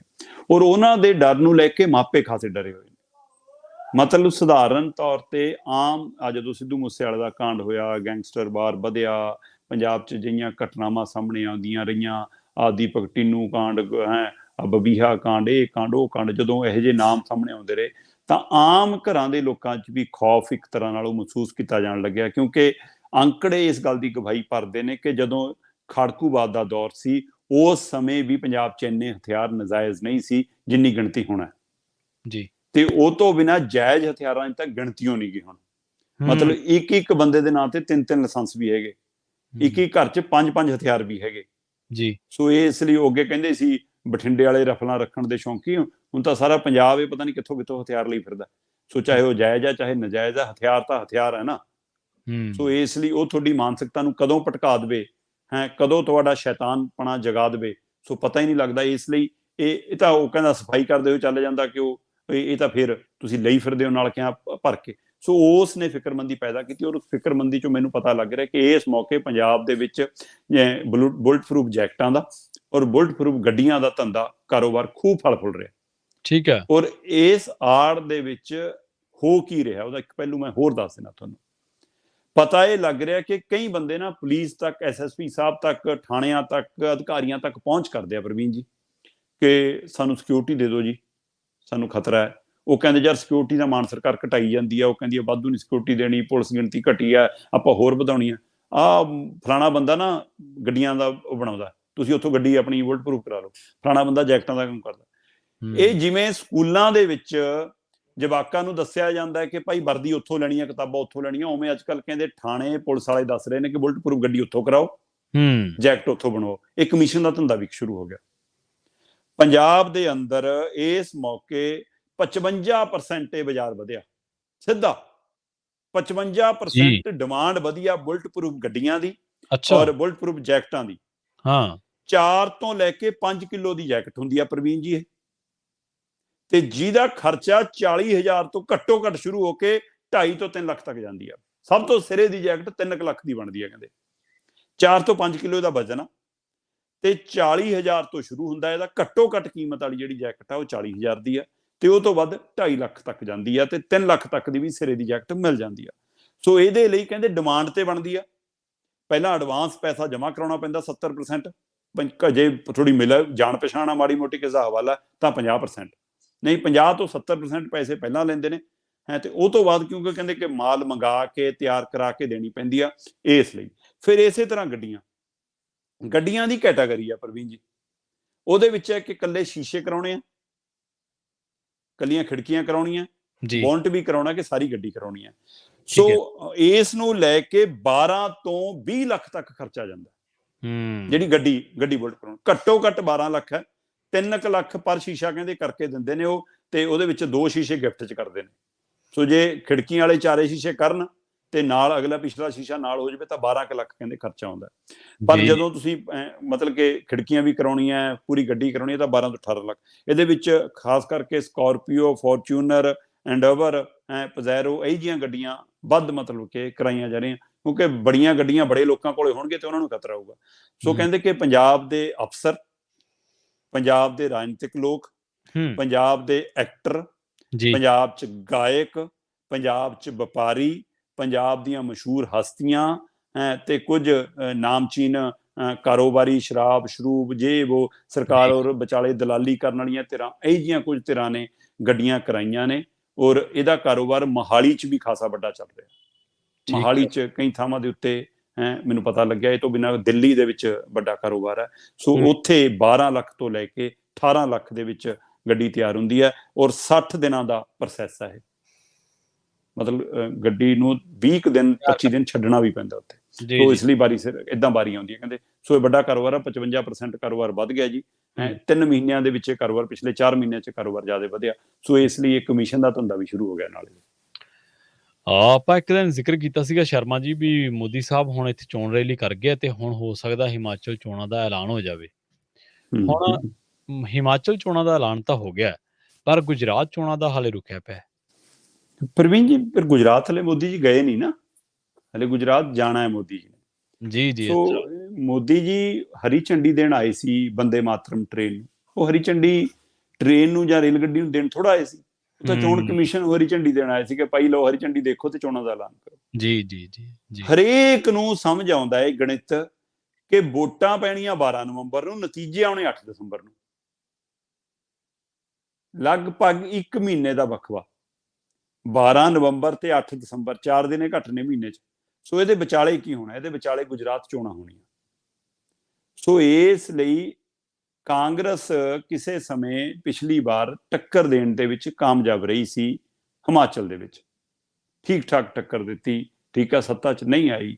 ਇਸ ਵਾਰ ਫਿਰ ਮੁਕਾਬਲਾ ਲੱਗ ਰਿਹਾ ਸੀ ਕਿ ਕਾਂਗਰਸ ਨਾਲ ਹੋਊਗਾ, ਪਰ ਅਚਾਨਕ ਵਿੱਚ ਆਮ ਆਦਮੀ ਪਾਰਟੀ ਦੀ ਐਂਟਰੀ ਹੋਈ ਤੇ ਮੈਂ ਮਹਿਸੂਸ ਕਰਦਾ ਪ੍ਰਵੀਨ ਜੀ, ਹੋ ਸਕਦਾ ਮੈਂ ਗਲਤ ਹੋਵਾਂ, ਕਿ ਆਮ ਆਦਮੀ ਪਾਰਟੀ ਪਹਾੜ ਚੜ੍ਹਦੀ ਹਫ ਗਈ ਆ ਤੇ ਉੱਥੋਂ ਉਤਰਿਆ ਹੀ ਆ। ਆਮ ਆਦਮੀ ਪਾਰਟੀ ਨੇ ਜਿੰਨਾ ਕੁ ਜ਼ੋਰ ਲਾਉਣਾ ਸੀ ਹਿਮਾਚਲ 'ਚ ਲਾ ਲਿਆ। ਹੁਣ ਉਹ ਬਸ ਵੋਟ ਘਾਟੂ ਸਾਬਤ ਹੋ ਸਕਦੀ ਹੈ ਉੱਥੇ, ਤੇ ਉਹ ਹੁਣ ਸਿਰਫ ਕਾਂਗਰਸ ਲਈ ਵੋਟ ਘਾਟੂ ਸਾਬਤ ਹੁੰਦੀ ਹੈ ਜਾਂ ਬੀਜੇਪੀ ਲਈ ਸਹੀ ਸਾਬਤ ਹੁੰਦੀ ਹੈ, ਦੇਖਣ ਵਾਲੀ ਗੱਲ ਹੋਏਗੀ। ਫਿਲਹਾਲ ਹਿਮਾਚਲ 'ਚ ਹੁਣ ਮੈਨੂੰ ਨਹੀਂ ਲੱਗਦਾ ਕਿ ਆਮ ਆਦਮੀ ਪਾਰਟੀ ਉਵੇਂ ਮੁਕਾਬਲੇ 'ਚ ਜਿਵੇਂ ਗੁਜਰਾਤ 'ਚ ਮੰਨੀ ਜਾ ਰਹੀ ਹੈ। ਗੁਜਰਾਤ 'ਚੋਂ ਟੱਕਰ ਦੇ ਰਹੀ ਹੈ। ਸੋ ਇਸ ਲਈ ਕਾਂਗਰਸ ਦੀ ਜੋ ਸਥਿਤੀ ਆ, ਕਾਂਗਰਸ ਇੱਕ ਪਾਸੇ ਉੱਥੇ ਦੇ ਲੀਡਰ ਉਹਨਾਂ ਦੇ ਖਿਸਕ ਕੇ ਬੀਜੇਪੀ ਕੰਨੀ ਜਾ ਰਹੇ ਨੇ, ਦੂਸਰੇ ਪਾਸੇ ਪ੍ਰਧਾਨ ਦੀ ਚੋਣ ਆ, ਤੀਸਰੇ ਪਾਸੇ ਰਾਹੁਲ ਗਾਂਧੀ ਦੀ ਯਾਤਰਾ। ਸੋ ਬੀਜੇਪੀ ਨੂੰ ਲੱਗਦਾ ਕਿ ਕਾਂਗਰਸ ਤਾਂ ਉੱਧਰ ਉਲਝੀ ਹੋਈ ਆ ਆਪਣੇ ਮਸਲਿਆਂ 'ਚ, ਤੇ ਇੱਧਰ ਫਟਾਫਟ ਅਸੀਂ ਨੱਪ ਲਈਏ ਤੇ ਹੁਣ ਅਸੀਂ ਆਮ ਆਦਮੀ ਪਾਰਟੀ ਨੂੰ ਵੀ ਥੋੜਾ ਜਿਹਾ, ਕਿਉਂਕਿ ਜਿਸ ਹਿਸਾਬ ਨਾਲ ਇੰਚਾਰਜ ਲਾਇਆ ਮਤਲਬ ਕਿ ਬੈਂਸ ਸਾਹਿਬ ਨੂੰ, ਹਰਜੋਤ ਬੈਂਸ ਨੂੰ, ਉਹ ਤੋਂ ਸਮਝ ਲੱਗਦਾ ਕਿ ਡੰਗ ਟਪਾਊ ਕੰਮ ਹੈ। ਤੇ ਮਨੀਸ਼ ਸਿਸੋਦੀਆ ਦੇਖ ਰਹੇ ਨੇ ਹਿਮਾਚਲ ਦੇ ਸਾਰੀ ਹੁਣ ਇਲੈਕਸ਼ਨ, ਤੇ ਮਨੀਸ਼ ਸਿਸੋਦੀਆ ਦੇ ਖਾਸ ਵੀ ਮੰਨੇ ਜਾਂਦੇ ਨੇ ਹਰਜੋਤ ਬੈਂਸ, ਰਾਘਵ ਚੱਡਾ ਦੇ ਵੀ ਖਾਸ ਮੰਨੇ ਜਾਂਦੇ ਨੇ, ਪਰ ਕੇਜਰੀਵਾਲ ਦਾ ਉਵੇਂ ਕੋਰ ਗਰੁੱਪ ਦਾ ਨਹੀਂ ਹੈ ਉਹ ਅਜੇ। ਸੋ ਉਵੇਂ ਦਿੱਲੀ ਨਹੀਂ ਹੈ। ਸੋ ਉਹਨੂੰ ਇੰਚਾਰਜ ਲਾ ਕੇ ਸੰਕੇਤ ਦਿੱਤਾ ਕਿ ਠੀਕ ਹੈ, ਜਿੰਨਾ ਖੈ ਇੱਥੋਂ ਗੇੜਾ ਮਾਰਿਆ ਕਰੋ। ਮੈਨੂੰ ਲੱਗ ਰਿਹਾ ਕਿ ਆਮ ਆਦਮੀ ਪਾਰਟੀ ਉਵੇਂ ਮੁਕਾਬਲੇ 'ਚ ਨਹੀਂ ਹੈ। ਪਰ 12 ਨਵੰਬਰ ਨੂੰ ਨਤੀਜੇ ਜਿਹੜੇ ਚੋਣ ਐਲਾਨੀ ਆ, ਉਹ ਤੋਂ ਪਹਿਲਾਂ ਨਰਿੰਦਰ ਮੋਦੀ ਜੀ ਇੱਕ ਵਰਚੁਅਲ ਰੈਲੀ ਕਰਨੀ ਪੈਂਦੀ ਆ, ਮੌਸਮ ਖਰਾਬ ਹੋ ਜਾਂਦਾ, ਨਹੀਂ ਜਾ ਪਾਉਂਦੇ। ਦੂਈ ਰੈਲੀ ਵੀ ਕਰਕੇ ਆਉਂਦੇ ਨੇ, ਉਦਘਾਟਨ ਵੀ ਕਰਕੇ ਆਉਂਦੇ ਨੇ, ਕੁੱਲੂ ਦੇ ਦੁਸ਼ਹਿਰੇ 'ਚ ਵੀ ਜਾ ਕੇ ਆਉਂਦੇ ਨੇ, ਤੇ ਹੁਣ 19 'ਚ ਜਾ ਕੇ ਗੱਡੀ ਵਿੱਚ ਲੱਗ ਗਏ। ਸੋ ਆਪਣਾ ਪੂਰਾ ਜਦੋਂ ਸ਼ੋਅ ਪੂਰਾ ਹੋ ਗਿਆ, ਉਹਨਾਂ ਦਾ 3 ਘੰਟੇ ਦੀ ਫਿਲਮ ਦਾ ਪ੍ਰਦਰਸ਼ਨ ਪੂਰਾ ਹੋ ਗਿਆ, ਉਹ ਤੋਂ ਬਾਅਦ ਚੋਣ ਕਮਿਸ਼ਨ ਦਾ ਡਰਾਮਾ ਸ਼ੁਰੂ ਹੋਇਆ। ਫਿਰ ਉਹ ਆਪਣੀ ਭੂਮਿਕਾ 'ਚ ਸਾਹਮਣੇ ਆਇਆ। ਤੇ ਹੁਣ ਆ ਜਿਹੜਾ 8 ਦਸੰਬਰ ਤੱਕ ਦਾ ਸਮਾਂ ਰੱਖਿਆ, ਇਹਦੇ ਵਿਚਾਲੇ ਮੋਦੀ ਜੀ ਹੁਣ ਗੁਜਰਾਤ ਜਾਣਗੇ, 2-3 ਵੱਡੀਆਂ ਰੈਲੀਆਂ, 3-4 ਵੱਡੇ ਸਮਾਗਮ, 4 ਤੋਂ 5 ਪ੍ਰੋਗਰਾਮ ਹੋਣਗੇ। ਫਿਰ ਐਲਾਨਿਆ ਜਾਊਗਾ 2 ਜਾਂ 3 ਪੜਾਵਾਂ 'ਚ ਚੋਣਾਂ ਹੋਣ ਦੀ ਉਮੀਦ ਹੈ ਗੁਜਰਾਤ 'ਚ। ਪਹਿਲਾ ਪੜਾਅ ਨਵੰਬਰ ਦੇ ਆਖਰੀ ਹਫ਼ਤੇ, ਦੂਸਰਾ ਪੜਾਅ ਦਸੰਬਰ ਦੇ ਪਹਿਲੇ ਹਫ਼ਤੇ, ਕਿ 4 ਜਾਂ 5 ਤੱਕ ਵੋਟਾਂ ਨਿਬੜ ਜਾਣਗੀਆਂ, ਫਿਰ 8 ਨੂੰ ਨਤੀਜੇ ਆ ਜਾਣਗੇ। ਸੋ ਇਸ ਲਈ ਇਹ ਸਾਰੀ ਖੇਡ ਮੋਦੀ ਜੀ ਦੇ ਲਈ ਰਚੀ ਗਈ ਹੈ ਕਿ ਮੋਦੀ ਜੀ ਪ੍ਰਚਾਰ ਕਰ ਸਕਣ, ਮੋਦੀ ਜੀ ਉੱਥੇ ਜਾ ਸਕਣ। ਇਹ ਮੋਦੀ ਜੀ ਦੇ ਲਈ ਡਰਾਮਾ ਬਣਾਇਆ ਗਿਆ। ਬਿਲਕੁਲ ਇਹ ਮੋਦੀ ਜੀ ਦੇ ਹੁਕਮਾਂ ਦੀ ਤਾਮੀਲ ਹੈ ਕਿ ਚੋਣ ਕਮਿਸ਼ਨ ਹੁਣ ਪੂਰੀ ਤਰ੍ਹਾਂ ਨਾਲ CBI ED ਵਾਂਗ, ਇਨਕਮ ਟੈਕਸ ਵਾਂਗ ਸਰਕਾਰੀ ਤੋਤਾ ਹੈ, ਤੇ ਉਹ ਮੋਦੀ ਜੀ ਦੇ ਕਹੇ ਤੇ ਬੋਲਦਾ। ਜੀ ਆਪਾਂ ਅਗਲੀ ਖਬਰ ਦੇ ਵੱਲ ਵਧੀਏ। ਜਾਂਦੇ ਗੱਲ ਕਰੀਏ ਪੰਜਾਬ ਦੇ ਇੱਕ ਪਿੰਡ ਦੀ, ਜਿੱਥੇ 12 ਗੁਰੂ ਘਰ ਨੇ ਤੇ 12 ਹੀ ਸ਼ਮਸ਼ਾਨ ਘਾਟ ਨੇ। ਸ਼ਰਮਾ ਜੀ, ਹੁਣ ਦੱਸਦੇ ਸ਼੍ਰੋਮਣੀ ਕਮੇਟੀ ਇਸ ਮਸਲੇ ਦੇ ਵਿੱਚ ਸਰਗਰਮ ਹੋਈ ਹੈ ਜੀ। ਬਿਲਕੁਲ, ਤਰਨਤਾਰਨ ਜ਼ਿਲ੍ਹੇ ਦਾ ਪਿੰਡ ਹੈ ਜੀ ਸਭਰਾ। ਉੱਥੇ ਇੱਕੋ ਪਿੰਡ ਦੇ ਵਿੱਚ 12 ਸ਼ਮਸ਼ਾਨ ਘਾਟ ਤੇ 12 ਗੁਰੂ ਘਰ। ਮਤਲਬ ਪੰਜਾਬ ਦੇ ਇਹ ਇੱਕ ਪਿੰਡ ਦੀ ਨਹੀਂ, ਕਿੰਨੇ ਹੀ ਪਿੰਡਾਂ ਦੀ ਕਹਾਣੀ ਹੈ। 4-4 ਸ਼ਮਸ਼ਾਨ ਘਾਟ, 3-3 ਸ਼ਮਸ਼ਾਨ ਘਾਟ ਤਾਂ ਆਮ ਨੇ ਆਪਣੇ ਪਿੰਡਾਂ 'ਚ, ਤੇ 3-3 4-4 ਗੁਰਦੁਆਰੇ, 2-2 3-3 ਮੰਦਿਰ ਆਮ ਨੇ ਪਿੰਡਾਂ ਦੇ ਵਿੱਚ। ਸੋ ਇਸ ਨੂੰ ਲੈ ਕੇ ਖਾਸ ਕਰ ਜਦੋਂ ਆਪਾਂ ਪੰਥਕ ਹਵਾਲੇ ਨਾਲ ਦੇਖਦੇ ਹਾਂ, ਸਿੱਖੀ ਦੇ ਹਵਾਲੇ ਨਾਲ ਦੇਖਦੇ ਹਾਂ, ਤਦ ਇਸ ਮਸਲੇ ਤੇ ਜਦੋਂ ਤੁਸੀਂ ਸਿੱਖ ਪੰਥ 'ਚ ਆ ਗਏ, ਤਦ ਤਾਂ ਜਾਤ ਪਾਤ ਖਤਮ ਹੈ। ਫਿਰ ਸ਼ਮਸ਼ਾਨ ਘਾਟ ਵੱਖਰੇ ਕਿਉਂ ਬਈ? ਇੱਕੋ ਸ਼ਮਸ਼ਾਨ ਘਾਟ ਕਿਉਂ ਨਹੀਂ? ਸੋ ਇਹ ਸਵਾਲ ਪਹਿਲਾਂ ਵੀ ਉੱਠਦਾ ਰਿਹਾ। ਤੇ ਇਸੇ ਤਰ੍ਹਾਂ ਸਾਂਝੀਵਾਲਤਾ ਦੇ ਮਸਲੇ ਤੇ, ਜੇਕਰ ਧਰਮ ਸਾਨੂੰ ਵੰਡ ਪਾਉਣਾ ਨਹੀਂ ਸਿਖਾਉਂਦਾ, ਫਿਰ ਆ ਹਿੰਦੂਆਂ ਦੇ ਵੱਖਰੇ ਜੀ, ਆ SC-BC ਦੇ ਵੱਖਰੇ ਜੀ, ਆ ਜੱਟਾਂ ਦੇ ਵੱਖਰੇ ਜੀ, ਫਿਰ ਸ਼ਮਸ਼ਾਨ ਘਾਟ ਵੱਖਰੇ ਕਿਉਂ ਬਈ? ਉਹ ਕਹਿੰਦੇ ਰੱਬ ਇੱਕ ਹੈ, ਪ੍ਰਮਾਤਮਾ ਇੱਕ ਹੈ, ਮਿੱਟੀ 'ਚੋਂ ਜਨਮਿਆ, ਮਿੱਟੀ 'ਚ ਮਿਲ ਜਾਣਾ, 5 ਤੱਤਾਂ ਸਰੀਰ ਹੈ। ਤੇ ਫਿਰ ਇੱਥੇ ਆ ਕੇ ਕਿੱਥੇ ਮਾਨਸਿਕਤਾ ਮਰ ਜਾਂਦੀ ਹੈ। ਪਰ ਆਹ ਪਿੰਡ ਹੁਣ ਉਦਾਹਰਨ ਬਣ ਕੇ ਉੱਭਰਿਆ, ਜਾਂ ਇਹ ਪਿੰਡ ਇੱਕ ਹੁਣ ਪਹਿਚਾਣ ਬਣ ਕੇ ਉੱਭਰਿਆ ਕਿ ਸਭਰਾ ਪਿੰਡ 12 ਗੁਰੂ ਘਰ ਤੇ 12 ਹੀ ਸ਼ਮਸ਼ਾਨ ਘਾਟ। ਔਰ ਖਾਸ ਗੱਲ ਇਹ ਹੈ ਕਿ ਇਹ ਲਗਭਗ ਇਹਦੇ ਵਿੱਚੋਂ ਜ਼ਿਆਦਾਤਰ ਇਹ ਜਾਤ ਆਧਾਰਿਤ ਨਹੀਂ ਹੈਗੇ। ਅੱਛਾ, ਇਹ ਮਹੱਲਾ ਆਧਾਰਿਤ, ਜਿਵੇਂ ਆਪਣੀਆਂ ਪਹਿਲਾਂ ਕਹਿੰਦੇ ਹੁੰਦੇ ਸੀ ਨਾ ਪੱਤੀਆਂ, ਜੀ। ਸੋ ਇਹ ਉਵੇਂ ਪੱਤੀਆਂ ਵਾਲੇ ਅੱਡ-ਅੱਡ ਗੁਰੂ ਘਰ, ਪੱਤੀਆਂ ਦੇ ਅੱਡ-ਅੱਡ ਸ਼ਮਸ਼ਾਨ ਘਾਟ। ਸੋ ਇਹ ਆਪਣੀ ਚੌਧਰ ਵਾਲੇ ਵੀ ਨੇ। ਸੋ ਹੁਣ ਇਹਦੇ ਹਵਾਲੇ ਨਾਲ ਜੇ ਹੁਣ ਪੰਜਾਬ ਸਰਕਾਰ ਕਹਿੰਦੀ ਆ ਕਿ ਜੀ ਸ਼ਮਸ਼ਾਨ ਘਾਟ ਦੀ ਸਾਂਭ ਸੰਭਾਲ ਲਈ, ਉਹਨੂੰ ਠੀਕ ਠਾਕ ਕਰਨ ਲਈ ਹਰ ਸ਼ਮਸ਼ਾਨ ਘਾਟ ਨੂੰ 2 ਲੱਖ ਦੀ ਗ੍ਰਾਂਟ ਦੇਵਾਂਗੇ, ਤਾਂ ਇਸ ਪਿੰਡ 'ਚ ਪ੍ਰਵੀਨ ਜੀ ਸ਼ਮਸ਼ਾਨ ਘਾਟ ਦੀ ਗ੍ਰਾਂਟ ਲਈ ਉਹ 24 ਲੱਖ ਦੀ ਗ੍ਰਾਂਟ ਬਣਦੀ ਆ। ਪਰ ਸੱਚਾਈ ਦੱਸਾਂ, ਇਸ ਪਿੰਡ ਨੂੰ ਕਦੇ ਗ੍ਰਾਂਟ ਮਿਲਦੀ ਹੋ ਨਹੀਂ ਸ਼ਮਸ਼ਾਨ ਘਾਟ ਲਈ, ਕਿਉਂਕਿ ਲੀਡਰ ਕਹਿੰਦੇ ਨੇ ਕਿ ਯਾਰ ਜੇ ਇੱਕ ਨੂੰ ਵੀ ਦੇਤੀ ਤਾਂ ਬਾਕੀ 11 ਨਾਰਾਜ਼ ਹੋ ਜਾਣਗੇ ਜੀ, ਉਹ ਦਿੰਦੇ ਹੀ ਨਹੀਂ ਕਿਸੇ ਨੂੰ। ਇਸੇ ਤਰ੍ਹਾਂ ਗੁਰੂ ਘਰ, ਜੇਕਰ ਸੰਗਤ ਇੱਕ ਥਾਂ ਇਕੱਠੀ ਹੋਵੇ, ਇੱਕ ਪਿੰਡ ਦਾ ਇੱਕ ਗੁਰੂ ਘਰ ਹੋਵੇ, ਤਾਂ ਉਹਦੀ ਸ਼ੋਭਾ ਵੀ, ਉਹਦੀ ਸ਼ਾਨੋਮਤ ਵੀ, ਤੇ ਉਹਦੇ ਵਿੱਚ ਮਰਿਆਦਾ ਵੀ। ਸੋ ਉਸ ਨੂੰ ਲੈ ਕੇ ਵੀ ਸ਼੍ਰੋਮਣੀ ਕਮੇਟੀ ਹੁਣ ਖਾਸ ਕਰ ਇੰਦਰ ਸਿੰਘ ਧਾਮੀ ਉਹਨਾਂ ਨੇ ਕਿਹਾ ਕਿ ਅਸੀਂ ਇਹ ਬੀੜਾ ਚੱਕਦੇ ਹਾਂ, ਅਸੀਂ ਇਹ ਚੱਕਦੇ ਹਾਂ ਕਿ ਹਰ ਪਿੰਡ ਦੇ ਅੰਦਰ ਇੱਕ ਸ਼ਮਸ਼ਾਨ ਘਾਟ ਤੇ ਇੱਕ ਗੁਰੂ ਘਰ ਹੋਣਾ ਚਾਹੀਦਾ। ਸੋ ਉਸ ਨੂੰ ਲੈ ਕੇ ਜੇਕਰ ਉਹ ਸੱਚਮੁੱਚ ਆਪਣੇ ਬਿਆਨ ਦੇ ਅਨੁਸਾਰ ਇਸ ਕਵਾਇਦ ਤੇ ਅੱਗੇ ਵੱਧਦੇ ਨੇ ਤਾਂ ਚੰਗੀ ਗੱਲ ਹੋਏਗੀ। ਜੇਕਰ ਸਿਰਫ ਪਹਿਲਿਆਂ ਵਾਂਗ ਰਸਮੀ ਬਿਆਨਬਾਜ਼ੀ ਹੋ ਰਹਿਣੀ ਆ ਤਾਂ ਫਿਰ ਇਹ ਹਰ ਪਿੰਡ ਦੀ ਕਹਾਣੀ ਹੈ। ਭਾਈ ਇੱਕ ਪਿੰਡ ਸਭਰਾ ਦੀ ਕਹਾਣੀ ਸਾਹਮਣੇ ਆ ਗਈ, ਜਿਹੜੇ ਮਰਜ਼ੀ ਪਿੰਡ ਜਾ ਕੇ ਦੇਖ ਲਓ, ਉੱਥੇ ਜਾਤ ਆਧਾਰਿਤ ਵੀ, ਪੱਤੀਆਂ ਆਧਾਰਿਤ ਵੀ, ਧਰਮ ਆਧਾਰਿਤ ਵੀ, ਧਾਰਮਿਕ ਸਥਾਨ ਵੀ ਹੈਗੇ ਤੇ ਸ਼ਮਸ਼ਾਨ ਘਾਟ ਵੀ ਹੈਗੀ। ਤੇ ਇਹ 21ਵੀਂ ਸਦੀ ਦਾ ਸਾਡਾ ਇਹ ਸ਼ਰਮਨਾਕ ਕਾਰਾ ਹੈ ਕਿ ਅਸੀਂ ਸ਼ਮਸ਼ਾਨ ਘਾਟ ਵੀ ਇੱਕ ਨਹੀਂ ਕਰ ਸਕੇ। ਜੀ। ਸ਼ਰਮਾ ਜੀ ਬਹੁਤ-ਬਹੁਤ ਧੰਨਵਾਦ ਤੁਹਾਡਾ ਇਹਨਾਂ ਖਾਸ ਜਾਣਕਾਰੀਆਂ ਦੇ ਲਈ। ਬਹੁਤ ਸ਼ੁਕਰੀਆ। ਜੀ। ਸੋ ਤੁਹਾਡਾ ਵੀ ਸਾਰਿਆਂ ਦਾ ਬਹੁਤ-ਬਹੁਤ ਧੰਨਵਾਦ ਜਿੰਨੇ ਵੀ ਜਾਣੇ ਪ੍ਰੋਗਰਾਮ ਦੇ ਨਾਲ ਜੁੜੇ ਹੋਏ ਸੀ, ਸੁਣ ਰਹੇ ਸੀ ਪੰਜਾਬੀ ਰੇਡੀਓ ਯੂਐਸਏ ਤੇ। ਤਾਂ ਹੁਣ ਆਪਣੀ ਸਾਰਿਆਂ ਦੀ ਮੁਲਾਕਾਤ ਹੋਏਗੀ ਸੋਮਵਾਰ ਨੂੰ ਕੁਝ ਅਹਿਮ ਖਬਰਾਂ ਤੇ ਕੁਝ ਖਾਸ ਖਬਰਾਂ ਲੈ ਕੇ ਆਪਾਂ ਇੱਕ ਵਾਰ ਮੁੜ ਤੋਂ ਜੁੜਾਂਗੇ ਪੱਤਰਕਾਰ ਦੀਪਕ ਸ਼ਰਮਾ ਚਨਾਰਥਲ ਜੀ ਨਾਲ ਤੇ ਉਹਨਾਂ ਦੇ ਨਾਲ ਕਰਾਂਗੇ ਕਈ ਖਾਸ ਖਬਰਾਂ ਨੂੰ ਲੈ ਕੇ ਚਰਚਾ। ਸ਼ਰਮਾ ਜੀ ਸਤਿ ਸ਼੍ਰੀ ਅਕਾਲ ਜੀ, ਇੱਕ ਵਾਰ ਮੁੜ ਤੋਂ ਸਤਿ ਧੰਨਵਾਦ। ਸ਼੍ਰੀ ਅਕਾਲ ਭਾਜੀ, ਧੰਨਵਾਦ। ਤੁਹਾਡਾ ਵੀ ਬਹੁਤ-ਬਹੁਤ ਧੰਨਵਾਦ, ਜੁੜੇ ਰਹੋ ਪੰਜਾਬੀ ਰੇਡੀਓ ਯੂਐਸਏ ਦੇ ਨਾਲ ਤੇ ਆਖਿਰ ਦੇ ਵਿੱਚ ਇੱਕ ਵਾਰ ਫਿਰ ਸਭ ਨੂੰ ਪਿਆਰ ਸਤਿਕਾਰ ਸਹਿਤ ਸਤਿ ਸ਼੍ਰੀ ਅਕਾਲ।